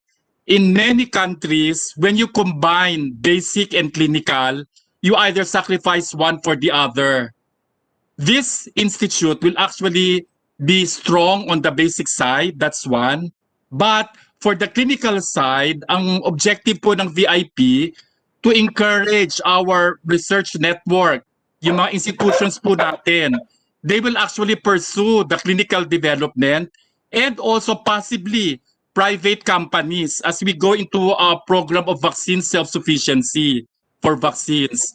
So tama po si Dr. Celia Carlos na the VIP will actually focus, among others, on the diagnostics na hindi nagagawa na kailangan ng basic support sa therapeutics for drug discovery at saka po yung vaccine development. And if I may add po, the DOST has one of the biggest programs on discovery, drug discovery. And napakaganda po na naka-ensync po ang Tuklas Lunas program po namin, which is actually we are funding the Philippine Council for Health Research and Development with the therapeutics program of the VIP.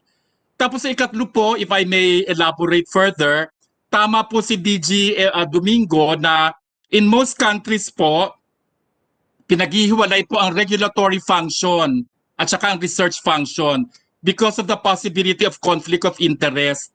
Ayaw po natin na magkaroon ng issue na kaya po nag-a-approve ang regulatory ay dahil nasa kanila din po ang gumawa ng research. It's really a basic concept po in terms of separation between the regulation and the people who will actually undergo the regulation. So Yes. FDA will still retain the function as far as approvals of drugs, diagnostics, therapeutics are concerned. I Salamat think po. there's no intent to remove the regulatory function from the FDA. As a matter of fact, that's what I was guaranteeing. Itatanong ko rin, sabi naman ng DOH, bakit virus lang? Pwede bang idagdag yung microorganisms na mga bacteria at iba pa? Tama ba yon? Kung pwede ko po sagutin yan, wala naman po problema. In fact, yung VIP po, isa sa mga objectives yan because will house the state-of-the-art facility for viral research. It will be open even to researchers from private and other institutions to do part of their work there. So it will actually be a core facility for the network, which includes RITM, if RITM decides to do more research in a specific area.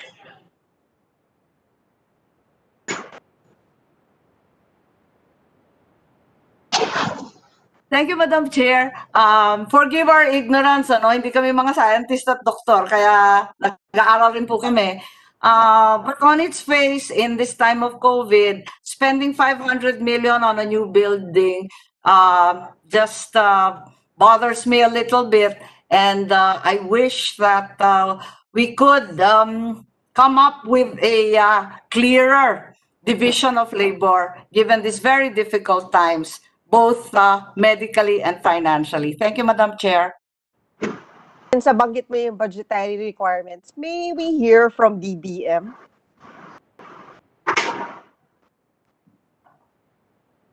DBM? Nandiyan pa ba yung DBM? Ay.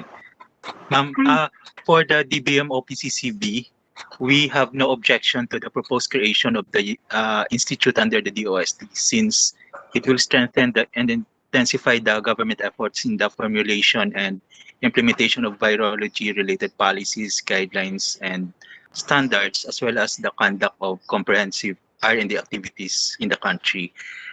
We have specific comments on the provisions of the bill, but I guess this is the concern of the DWG that will be created for the purpose. These are small recommendations, like the level of the director positions, like that. So that's it, ma'am. Actually, ang tanong, ifa-fund niyo ba yung 2 billion? Kasi, di ba, marami kaming pinapasa dito sa Senado na, in fact, Secretary Boy, yung meeting natin bukas, yung Philippine Space Agency na nakasaad dun sa batas na dapat may 1 billion initial funding, hindi rin napondohan ng DBM. So, I guess we need that guarantee and assurance sa pagpinasa na natin to, may pondo na nakasabay. And alam naman natin na meron tayong problema ngayon pagdating sa budget. Yeah, so hindi ko alam kung how in terms of priority kung gaano kumbaga kataas yung priority for the creation of this institute in light of the fact na meron na nga tayong RITM and other research office na pwedeng baka yun na lang ang dagdagan ng pondo. I think yun ata yung pinupunto ni Senator Amy na meron na existing baka ang kailangan na lang is additional funding. Madam Chair, nadidinig ba ako dito? Yes, Secretary. Hindi. Banggitin ko lang na siguro po malaki na rin ang naitulong ng mga diskusyon sa mga budget hearing na kung saan ang mga legislators ay nagpapahayag ng suporta sa science, technology, and research and development activities. And ang gusto ko lang i-share dahil nabanggit niyo yung Philippine Space Agency ay no October 29 po ay inaprubahan na ng DBM ang kanilang organizational structure at saka yung mga plantilla items na 204 items at nirelease na rin ang kanilang NOSCA. So pagpapatunay na ang DBM naman ay nakikita nila kung ano yung kahalagahan ng science and technology at R&D. Salamat po.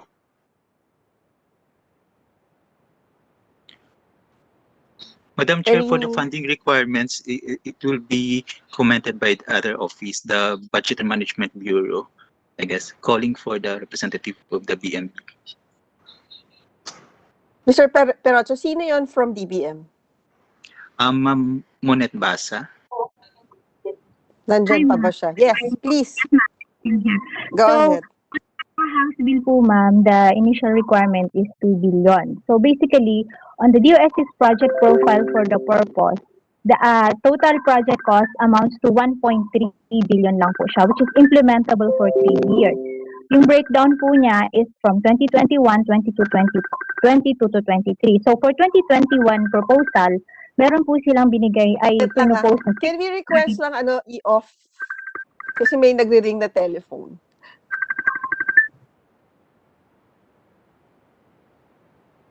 Okay, please proceed, Ms. Basha. To continue, ma'am, for 2021, the DOS's proposal is only 639 million. So, out of that amount, the DBM provided the amount nga na 284 million in the NEP to cover the initial MOE requirements in the establishment of the VIP, which is lodged under the Grants in Aid Program or the PAP support to the Harmonized National S&T Agenda and will be implemented by the HD. Kumbaga, hindi pa po namin ni-recommend yung sa BCDA kasi hindi pa po implementation ready yung kanilang building. So, the 300 million intended for the infra outlay building component to be constructed in Clat Pampanga was not considered at the same time it's not yet implementation ready and not included in the budget proposal submitted to DBM. So sa amin naman po, in the event that the proposed measure is passed in both houses, the succeeding annual funding and requirements for the purpose shall be included naman in the national budget subject to the criteria and parameters set in crafting the national budget. Yun lang po. Any more questions? Sen Aimee, Sen Sherwin. Hindi, okay lang. Medyo na-educate tayo ngayong umaga. So, pag-isipan po natin. Pero yun nga, nanganganib lagi ang budget po natin. Maliban pa sa kalusugan. Maraming salamat. And I think siguro ang isa pang magiging challenge, Senator Sherwin, yung hearing natin kahapon, di ba? Same story, overlapping, lack of coordination. Ayaw natin na mangyari na ganun eh. Na in fact, maraming ahensya ngayon na dapat function lang ng DA, pero nag-overlap na with another agency. And nakikita natin mukhang that will be the dilemma for this institute na hindi talaga siya mag-overlap with RITM and other research agencies. Yes, Sen Sherwin. Madam Chair, precisely, no, I share your views. And in principle po, I support this Virology Institute. Definitely, we need to conduct more research. In fact, we have to conduct research even walang pandemic, even in the absence of a pandemic. But what we also want is the use of the output of that research. No, because definitely the output is a very important wealth of knowledge that we can use to avoid pandemics in the future. So that's why my chain of thought, if we will avoid, because my chain of thought, Madam Chair, is public health, and that's the most important aspect of this proposal, at least in my view. So my point there is to avoid a scenario wherein different departments will have conflicts, the outputs will not be maximized by one department. Since the aim here is to address public health, might as well put it in DOH, no, to maximize the output and to have a very cohesive operation when it comes to R&D. So that's my view, Madam Chair. That's why I'm listening intently to the arguments and the logic why it is placed under a different department. But Senator Sherwin, the institute will not just be about public health eh.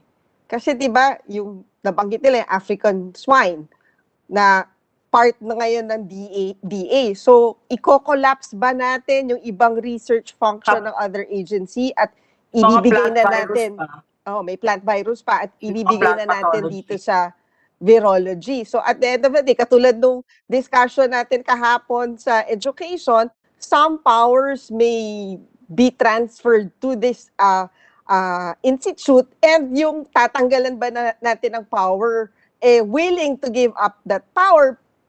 Kasi di ba, at the end of the day, baka yung supposed to be hindi na nila trabaho, gagawin pa rin nila. Yes, I understand, Madam Chair. Now, my thoughts lang is this is probably because of the pandemic. The conversation on public health is a much greater and much important conversation. I think the other aspects can be placed in this new institute, but I think that can be concurrently handled by this new institute. But the focus, I think, should be on public health. And I think looking at the mandates, that's really the direction, no, for this institute.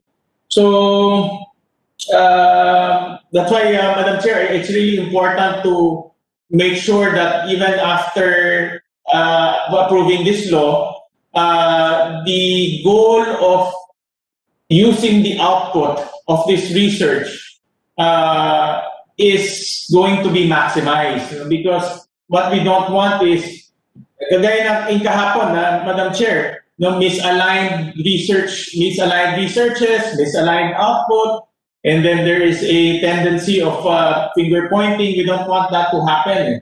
And especially in pandemics like this, we all know time is of the essence. So that's my chain of thought lang, Madam Chair. Madam Chair, there was an interesting... Yes, Madam Chair, there was an interesting provision here with regard to the engagement of balik scientists and foreign experts. Have we actually reached out to them and they have evinced interest in coming here? Actually, that's an existing program of DOST. Oo, matagal na yan sa DOST. Actually, panahon pa ng tatay ko yan pero hindi na na-activate, matagal na. Itatanong ko lang sana, meron ba talagang may balak dumating? Kasi buhay na buhay po yan sa amin, yung balik scientist. Subalit napakahirap talaga niyan. Hindi talaga sila interesado pumunta sa Pilipinas. Ito po, Madam Chair,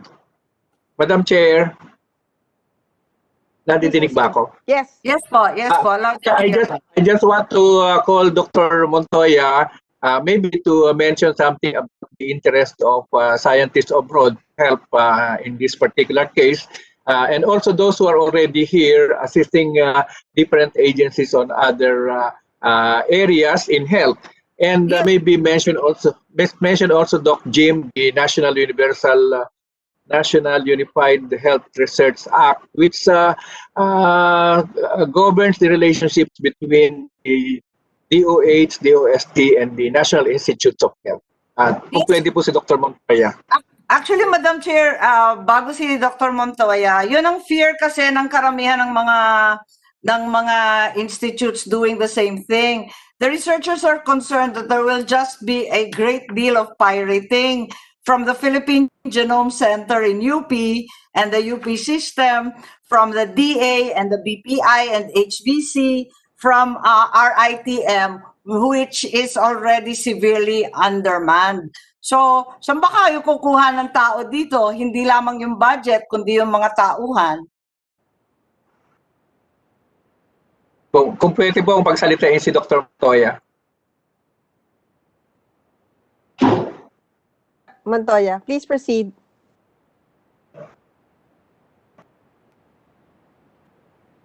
Nakamute ka pa.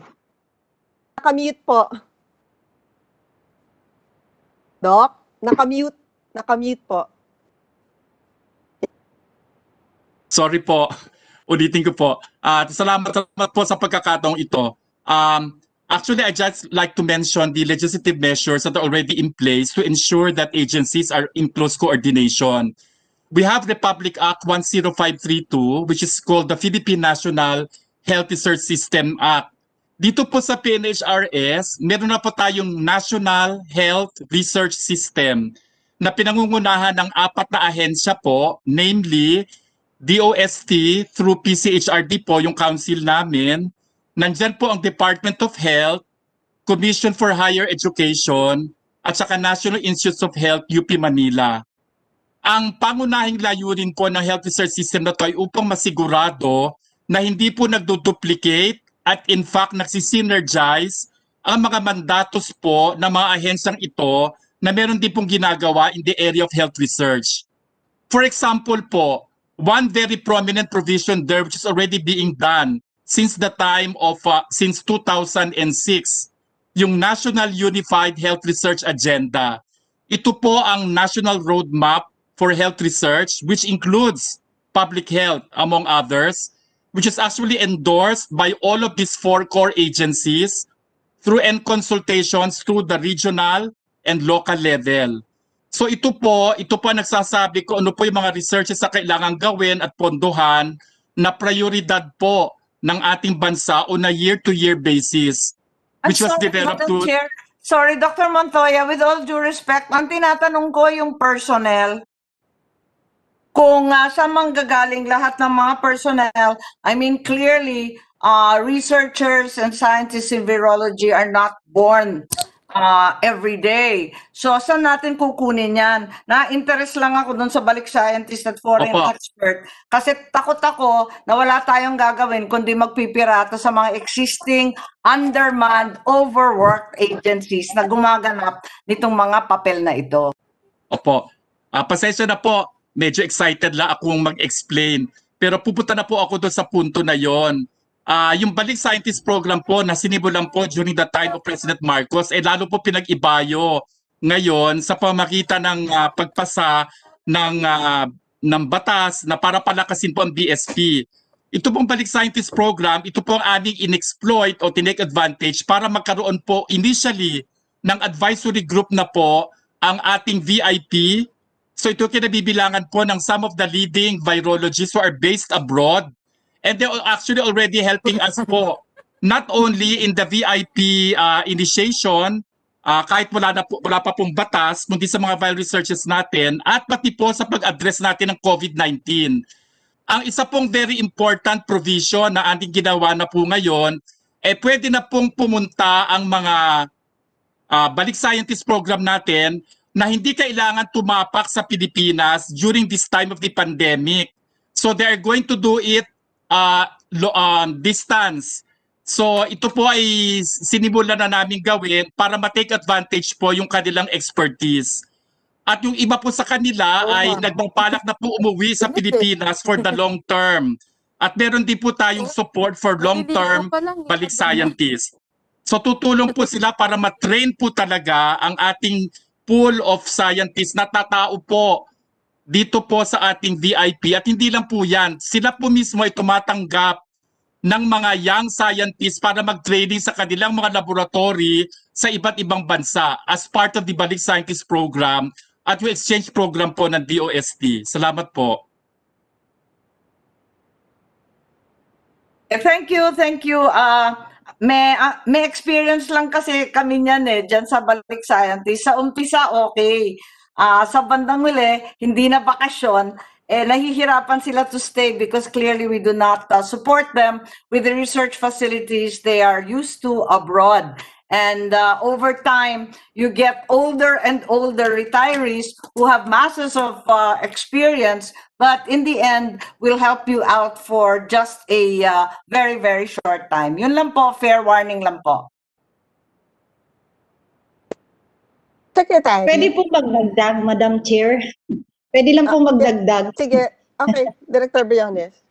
With regards kasi dyan sa aming personnel na magtatrabaho sa VIP, marami na pong nagkaka-interest ngayon kasi nung alam nila na meron talagang Virology Institute na itatay sa Pilipinas, yung mga virologists na nasa ibang bansa ay excited na bumalik kasi wala nga silang mapagtrabahuan dito sa Pilipinas na kasing ano talaga sa abroad. So with this bill, they are already excited na tutulong na umuwi kasi nandyan na yung itatayong institute na dedicated talaga sa virology. And we're also, I think, eyeing also din Dr. Montoya, yung ating mga scholars, sir. Yeah, yung scholars natin.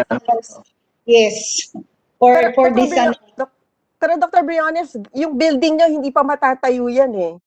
So for the ayun na nga meantime, po, sa kayo mag dito po muna ma'am sa ITDI. Gagawin yung umpisang research, ITDI po. na yung parang temporary office nyo. Because I think, based dun sa ano ng DBM, baka yung building nyo, baka mga 3 years from now pa. Oo. Meron naman pa, meron pang magagamit. So may magagamit naman kayong facility, Secretary De La Peña. Assuming na hindi dumating yung budget nyo for the building. Yes, meron. Okay. And siguro, para lang ma-envision namin how it work, yung division of labor nyo. So for example, with this coronavirus, Secretary Boy, ano yung magiging function ng RITM? Ano yung magiging function ng Virology? Tsaka ano yung magiging trabaho ng FDA? Na hindi kayo nag-overlap pagdating dun sa pag-aaral ng coronavirus.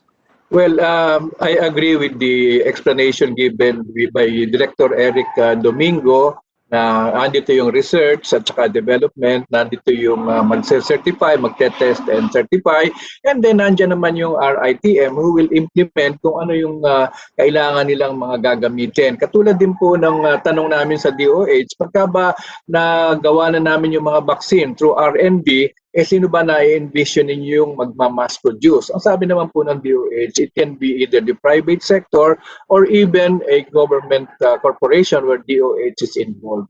So, yun po ang sequence no. Pagdating sa implementation siyempre DOH na po yung paggamit noong mga either diagnostic kits or therapeutics or yung ating vaccine. So, kahit po sa ibang mga ahensya ng gobyerno, maliwanag naman po yun. Kami ay nasa R&D, pero pag-roll out ay yung line agencies na. Katulad po sa DA, pagka na-develop na namin yung technology, nililipat namin sa kanila at sila nag-roll out nationwide. Magiging problema talaga. I think may mga functions yung RITM na mukhang hindi ma-avoid na mag-overlap eh. I don't know if nakikita ng mga kasama ko na senador na mukhang at some point, pag gumalaw na kayo, pag naging operational na, may mga functions na mukhang mag-overlap pa din dahil nakita na natin to sa iba't ibang ahensya in the different agencies na may mga nag-overlap talaga. So, ano yung nakikita nyo na baka nga mag-overlap na trabaho? Well, si Dr. Montoya po, pero siguro ang isang safeguard dyan ay ang aming governing board ay both DOST and DOH are involved. Yes, Dr. Montoya, paliwanag natin. Idadagdag ko na lang din, Sec Boy. At the end of the day, whoever gets the funding, yun, parang meron ding baka umabot din dun sa punto na mag-aagawan din kayo dun sa funding. Ang sistema po sa research and development ngayon, kahit po yung funding ng DOH for research ay pinauubaya dun sa aming Philippine Council for Health Research and Development under the National Unified Health Research Agenda. So siguro si Dr. Montoya can elaborate on that. Opo. Well, sagutin ko lang po muna yung unang tanong ni Madam Chair, ni Honorable Senator. Yung tungkol po doon sa overlap. Tama po kayo, hindi natin maiiwasan po ang overlap.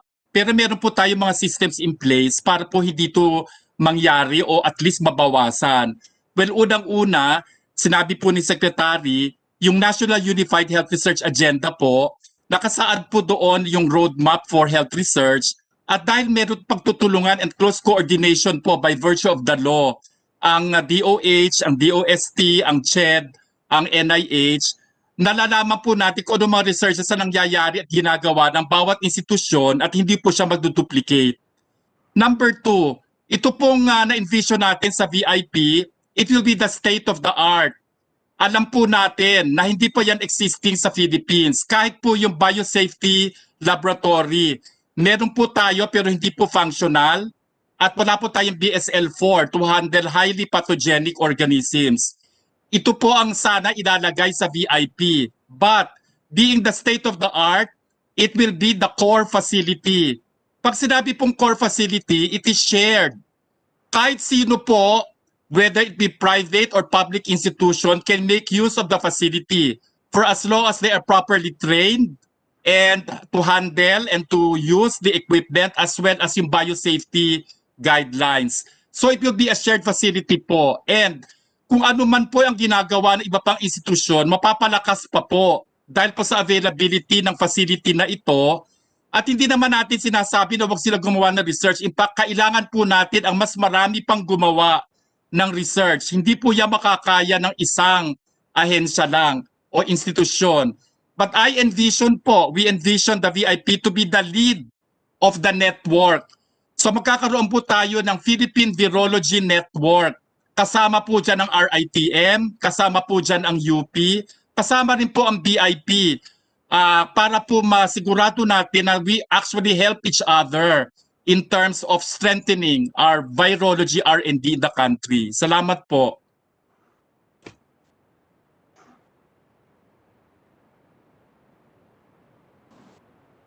Okay, any more questions?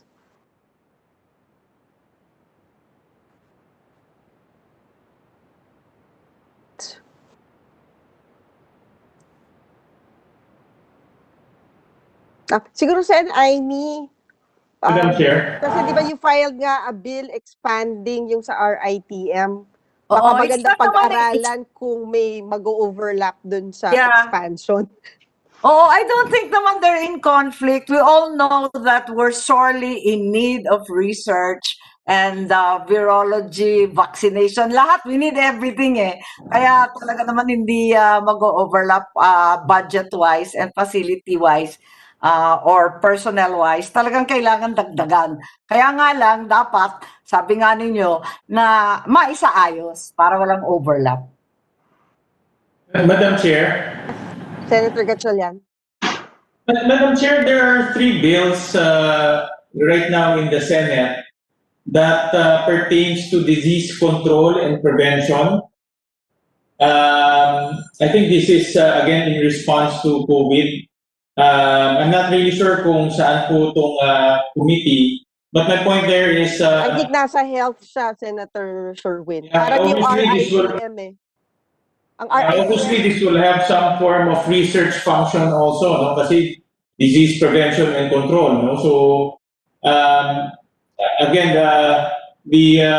what we're trying to avoid is overlapping. And then on top of overlapping is finger pointing, because that also happens in the future. It might happen in the future. So, I just want to flag the committee that those proposals might also be heard, and we have to be cognizant of the mandates of each organization. Sen Gatchalian, alam naman natin that is the norm, 'di ba? Yung overlapping, finger pointing. Na kakadiscuss lang natin kahapon. So we want to avoid that with the creation of this institute na talagang malinaw yung kung ano yung function ng isa't isa.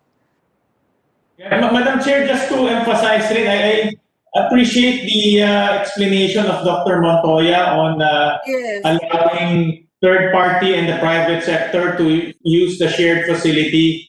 I think that cannot be done under a DOH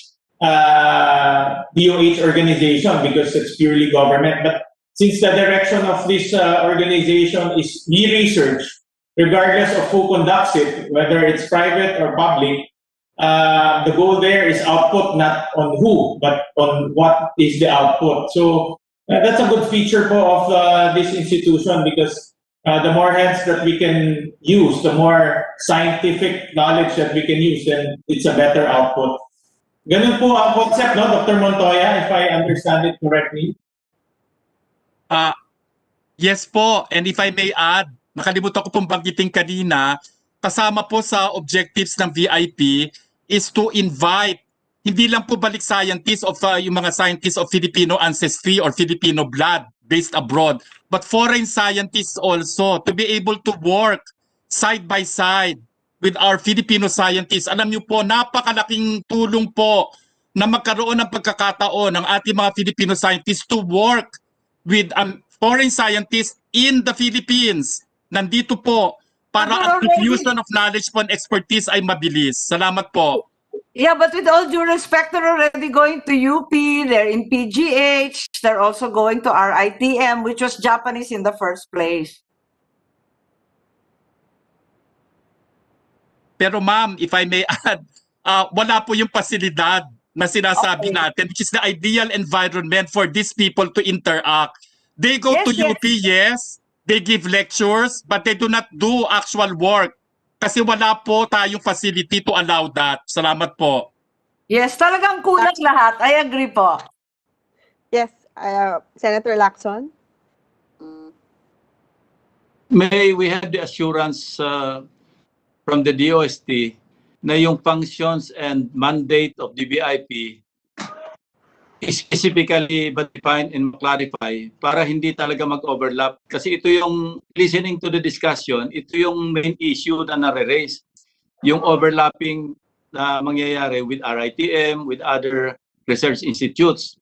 So may we have that assurance from the DOST na hindi ito magko-compete, hindi ito mag-overlap at specifically defined and clarified kung ano yung functions, kung ano yung mandate ng BIP. Yes, Senator, we give you that assurance because I think DOH can actually be asked as to how we relate with each other when it comes to research, and never was there any complaint from DOH about overlapping because we really have a system to ensure that there is no overlap. We assure you. And ang design nito will never be a regulatory authority. Walang regulatory authority ito. Never. Walang intention ganon. Wala po. Ayaw na ayaw po ng DOST na magkaroon ng regulatory authority kahit saang aspeto. Yeah, at least that's on the record. Thank you, Madam Chair. Secretary De La Peña, just to add, kasi hindi natin na-invite yung Department of Agriculture. And I think may certain function, kasi di ba may research aspect din yung Department of Agriculture na baka magiging bahagi na nung trabaho nung VIP. Opo. Meron ba? Meron ba kayo nakikita? Meron po silang kaya sinabi ni Senator Amy kanina, so sa ngayon wala namang ibang gumagawa nung pag-address nung ASF. So kahit po yung research na kami ang nagpopondo ay doon din nakabase sa Bureau of Animal Industry. So kami din na nagpopondo at yung researchers nila ang gumagawa. Wala namang pong problema.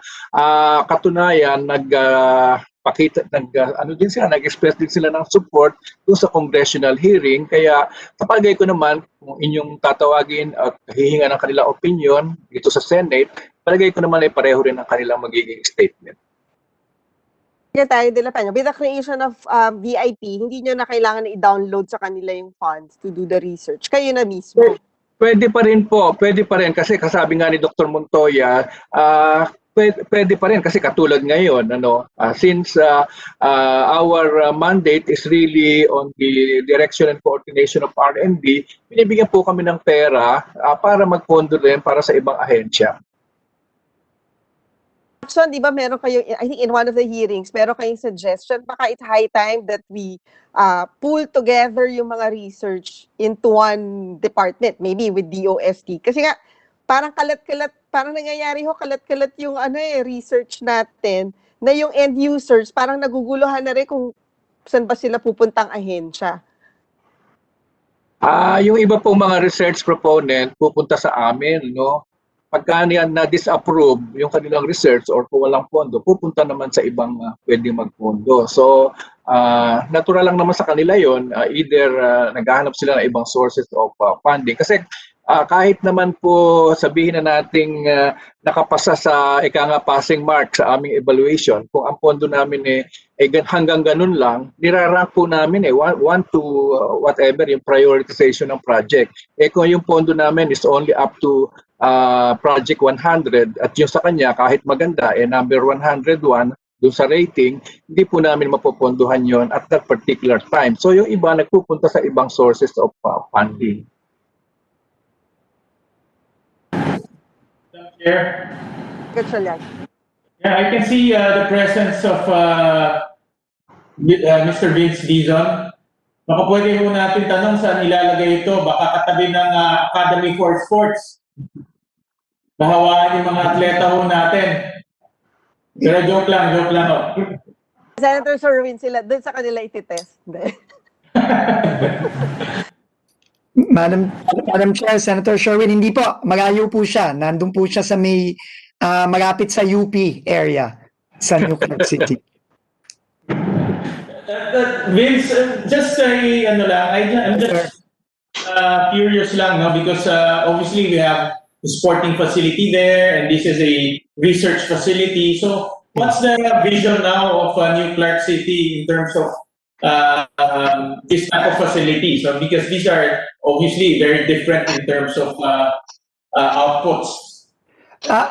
Senator, thank you for that question po. No? First of all po, no, the vision of the city of the metropolis is really for it to be a haven for research and innovation, no, from the very beginning. No, that's why there are several districts in the city that really cater to research and innovation. Kaya po, right now there are already 5 educational institutions who have already signed up there. Primary University of the Philippines, 70 hectares. We have the Technological University of the Philippines, 30 hectares. We have the Polytechnic University of the Philippines, another 20 hectares, and we have Philippine Science High School. So ito po yung mga key state universities and also the PSI who are there, and the addition po of the Virology Institute will really complement that environment of higher education and research.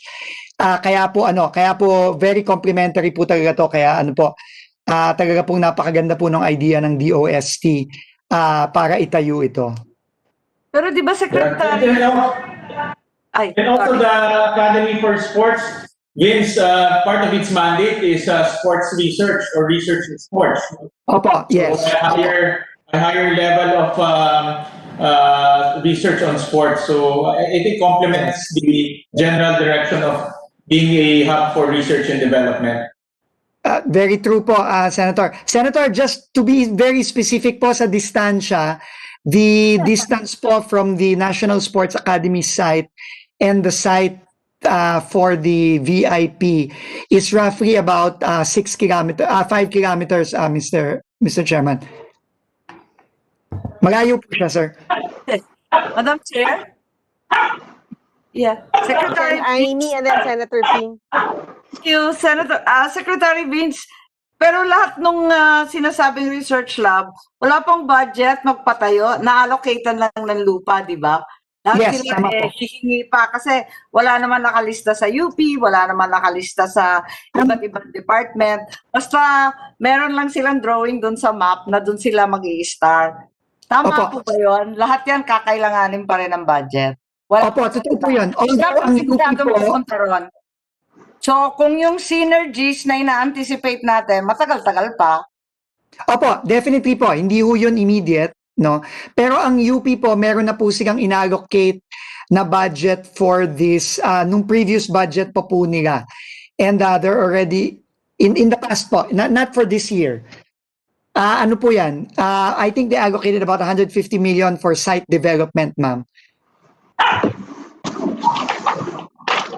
Oo, wala lang ako nakita sa NEP kaya nagtataka ako kung bakit. Not for this one po. Tama po yun. Nakita ko lang yung sa mapa. Yun. Thank you. Yes, you're correct po, ma'am. Senator Lacson. Yes, I'm just wondering why the Department of Environment, DNR, is not included in the governing body. Kasi considering this is in relation to the concern or concerns raised by Senator Sherwin, dyan, ay tinatanong yung distance. Wala sa governing body DNR, may possible impact ito sa environment. Pwede po akong sumagot, Madam Chair. Briones. Honorable Senator Lacson, yung issue na po na yan ay doon na po na sagot doon sa substitute bill na kasama dapat ang DNR. sa governing board. Kasali po siya. So you're amenable. Yes, there's a substitute bill na Okay. draft for Congress after the discussion ng tatlong committee. Ando na po siya, kasama po ang DNR. Kasi na-miss, natin niya na hindi siya kasama. Kasama po siya. So, ano na status nito sa House? Nung bill? Si Director Lita ang sasagot.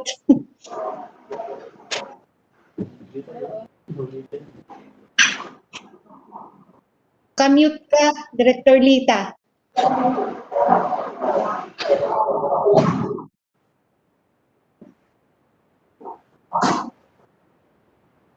Makamute ka, Director Lita.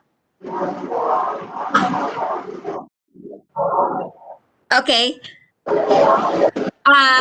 The bill is now with the Joint Committees of Health, Science and Technology, and Defeat COVID Committee.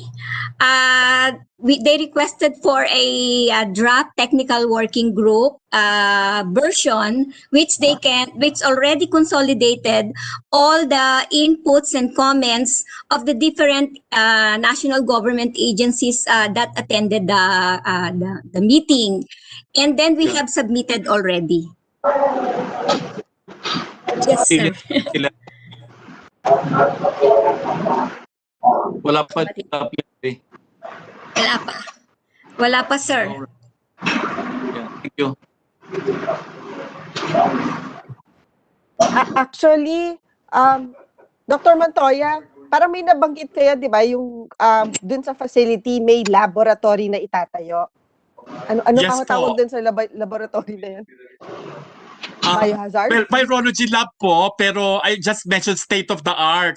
Ibig sabihin po, ito po yung pinaka bagong laboratory that can really enable our scientists to really do real scientific work on viruses.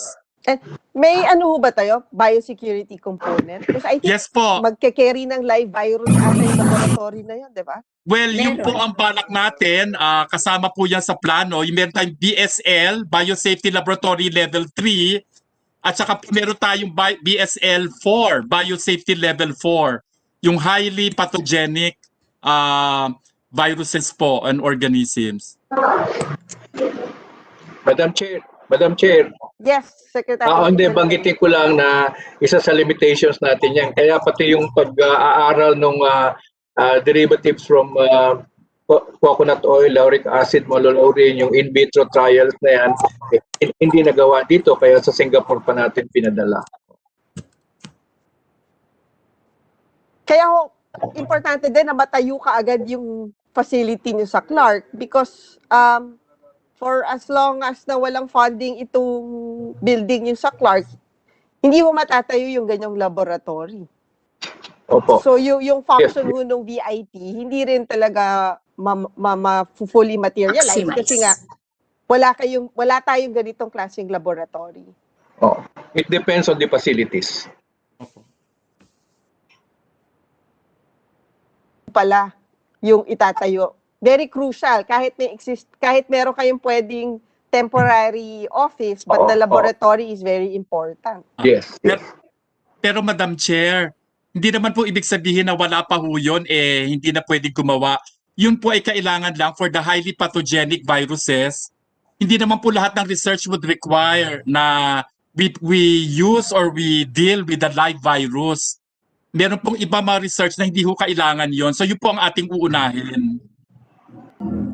RITM, walang ganitong laboratory? Siguro tanongin natin si Director Celia. Alam ko meron silang BSL-3 pero hindi po siya updated at siguro si Dr. Celia can talk about that. We have a BSL-3 laboratory level 3 laboratory po. It's functional except for its air conditioning which recently broke down, but it's working. We have used it for COVID testing. Dr. Celia, yung aircon nyo nasira na yun. May budget ba kayo for that? For next year? Or may budget ba kayo para maayos yan? May special arrangements po kasi with the installing the compressor of the aircon. So we are coordinating with the supplier who established the facility. Dahil po special yung facility, so we need to coordinate with them. Meron naman. We don't foresee a very expensive type of compressor. Hindi naman po malaki yung facility. Oh, pero at least meron na pala tayong ganitong laboratory. Ay siguro isa din yun sa kailangan i-thresh out na, 'di ba? Itong RITM, apparently may ganong laboratory na pala na hindi alam ng DOST na yung DOH may existing laboratory. So baka isa din yun sa dapat na tingnan na hindi doble-doble or sobra-sobra. But I think we need more. Tama po ba yun? We need po those types of facilities when we handle specific pathogens.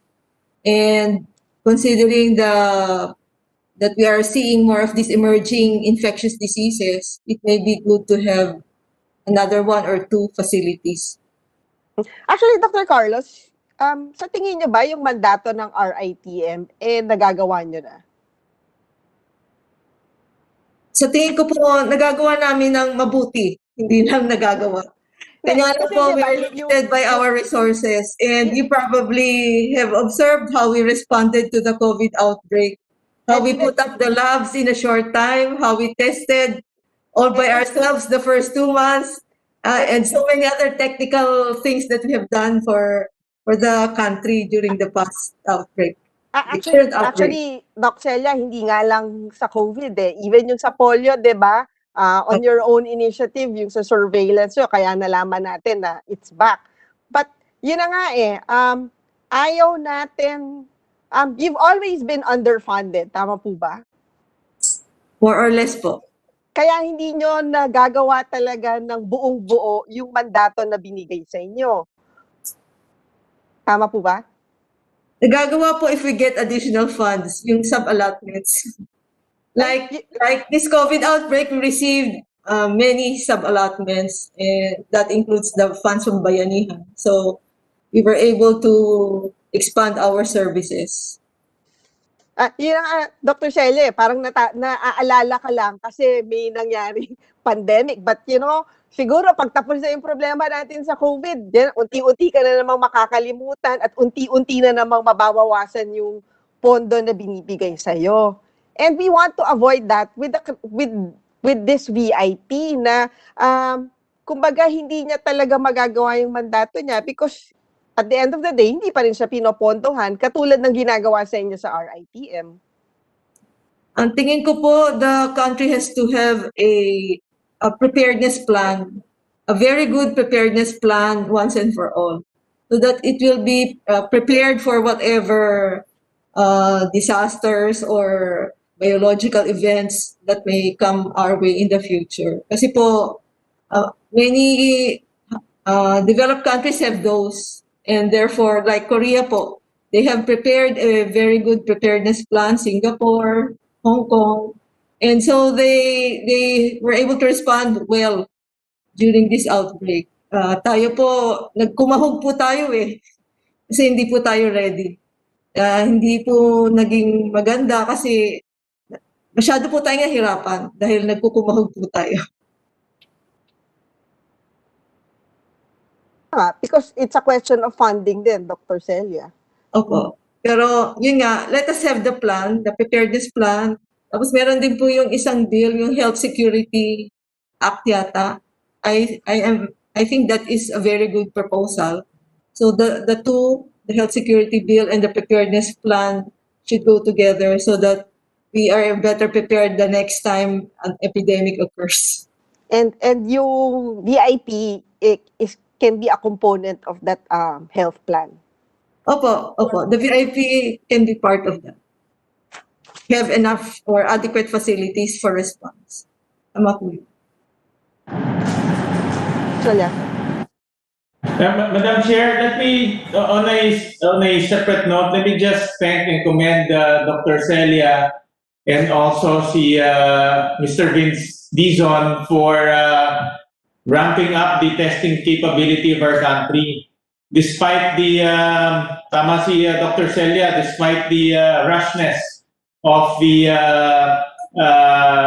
putting up facilities, increasing capacity, and despite the lack of knowledge during those times, we weren't sure what are we dealing with.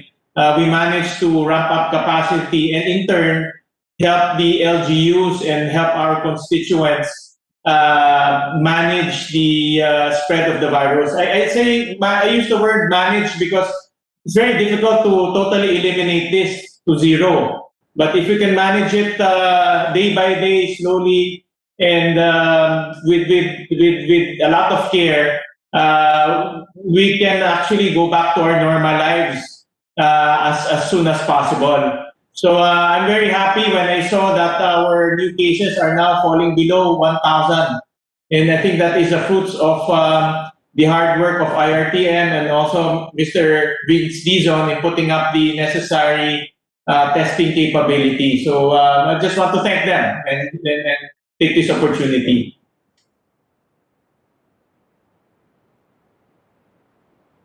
Any more?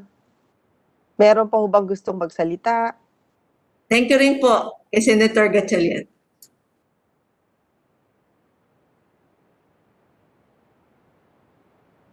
Anything else or any other input? Ma'am? Yes, Dr. Celia. Siguro po yung details we can discuss within a TWG where we analyze the possible overlaps, taking measures on how this can be avoided and the other issues that were raised earlier. Pero overall po, I think all of us really would like to move our country forward in terms of research. For RITM po, we support the proposal, but we hope that we will continue our own mandate on doing public health research and specifically on diagnostics and clinical research po. And we, as we mentioned in the DOH position, the Virology Institute focus on drug and vaccine development because there is hardly any work on that aspect in our country. Thank you po. Well, the biggest challenge, I think Senator Gatchalian, based on our hearing yesterday. Babalikan ko yung hearing namin kahapon kasi parang, well, sana hindi mapunta sa katulad ng hearing namin kahapon na kung saan there's a total lack of coordination among the other agencies. Lalong-lalo na pag nagkakaroon ng personality issue at may mga ganong turf war. Sana hindi mangyari ito with the creation of VIP, with RITM. Sana walang ganong maging issue on the ground. Ma'am, Madam Chair. Yes, Montoya. Kung pwede ko lang dagdagan, ang isa po kasing global trend ngayon na I think will be responded to by the VIP is the concept of One Health. One Health po simply means that health is not just the preoccupation of the Department of Health or it's just the health of an individual. As you can probably would understand, itong pandemic po natin ngayon precisely did not come from a human host. It came from an animal host. Bakit po nangyari yan? Kasi mataas po ang interaction na ngayon ng hayop at ng tao. And at least half of the viruses have already been identified, starting with the animal host going to the human host. Kung tayo po ay gagawa ng isang facility na pagsasamahin po ito, yung plants, animals, and humans, masasagot po natin itong malaking problema na ito. Dahil kung tayo po ay nakatutok lang sa health, hindi naman sa pag-aano, kung sa health lang po, ako po ay doktor din. Public health person din po ako. Downstream na po yan. Upstream is when it started. Katulad po nung sa sa flu, pandemic flu po ng 2009. alam po natin na yan nagsimula din sa mga hayop bago pumunta sa tao, no? At pati po yung sa SARS coronavirus ng 2003, sa hayop din mo nagsimula yan. Kaya lang po napansin dahil may nagkasakit na tao, doon lang po nila na-realize na meron na po. Pero kung tayo po ay malakas ang ating basic research, hindi po mangyayari yan at baka maiwasan natin na umabot pa sa tao itong problema ito. Yun lang po. Thank you po, Madam Chair. Dr. Montoya. Anything else? Meron pa ho ba? Kasi kung wala na, dahil lunch na din naman ho, maybe I'll call for one more hearing to invite naman Department of Agriculture kasi hindi sila kasama ngayong hearing na to dahil ang konsepto, akala lang natin it's more on public health but magiging sakop din pala ng VIP yung certain functions ng Department of Agriculture. Pwede kayo mag-joint hearing ng health para we can dispose of all the bills and have a really full-on discussion? Maybe siguro Sen Aimee, baka i-ano natin sa Committee on Rules? Oo, Tama ba kasi yun, Comsec? hindi lang yung bill ko sabi nga ni Senator Sherwin, 3 kasi yun para isa lang sabay-sabay para maging klaro. Sakop din nito yung binabanggit ni Dr. Carlos na Oo, that's right. Andun din. yung Yeah, health security. Dr. Siguro, Estrella. baka we can get And then nabanggit ni Senator Ping na yung DNR, kasi takot tayo dun sa nangyari sa Wuhan. Ayaw natin na nagkakalat ng mga infectious waste. So, dapat yata talagang isa lang sabay-sabay. I mean, yung security aspect kasi 'di ba? Baka manakaw yung live virus din sa laboratory. Are we prepared? Pagdating dun sa aspeto na 'yon. Baka isa din 'yon sa dapat pag-aralan, 'di ba? Kung meron tayong ganong kakayahan na isi-secure natin itong mga live virus. O pang pelikula lang ho 'yun. Ako, Dr. Montoya, pang pelikula lang ba yun yung ninanako sa laboratory yung virus, tapos kinakalat nila? Can that happen? Can that scenario happen? Well, that is a possibility pero hindi naman pwede magtayo ng BSL-3 or BSL-4 for that matter kung hindi tayo compliant with international guidelines which places a very high value on biosecurity and putting it in place so that will not happen. Madam Chair, yes, meron po tayong Biosecurity Council, no? So, meron po tayong chemical safety and then biosecurity. Exactly for these pathogens, kailangan po yan naka-inventaryo at alam po natin kung nasa lahat ng laboratory na merong maaring pagmulat po ng ng viruses or pathogens that may be used as weapons of mass destruction. So yung Biosecurity Council ba is under DOH or ito separate Hindi siya attached to any? It's a multi-agency, Madam Chair. I will have to check po kung saan agency siya naka-lodge. Pero dati po naalala ko, when I was with UP Manila, I was attending that for PGH. But I have to check right now kung saan po siya naka-lodge. Iba siya? Actually, hindi nga siya napag-uusapan. Sen, hindi siya napag-uusapan sa budget, itong Biosecurity Council. Oo nga, parang hindi naman natin narinig yan. Meron po kasi yan, ma'am, chemical safety and biosecurity and member po dyan ang DOH, ang DOST. But I will find ang head po ngayon kung sino. Ano yun? Office of the Secretary lang?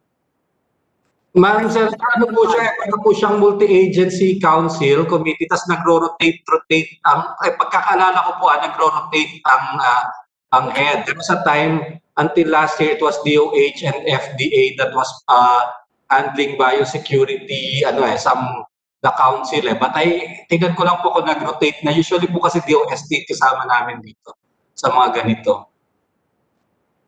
Dapat yung bill may provision na yung VIP would be compliant with yung standard set by the Biosecurity Council?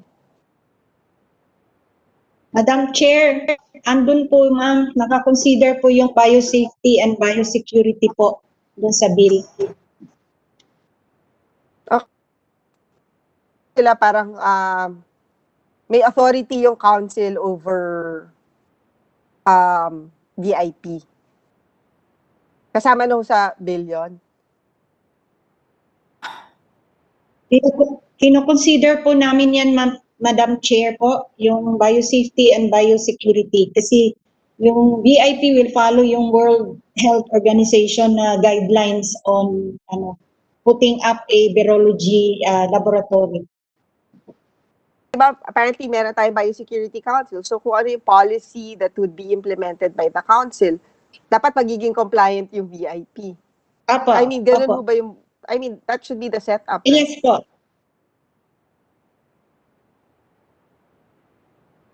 Maging compliant po siya sa lahat po, sa biosafety and biosecurity po. Okay.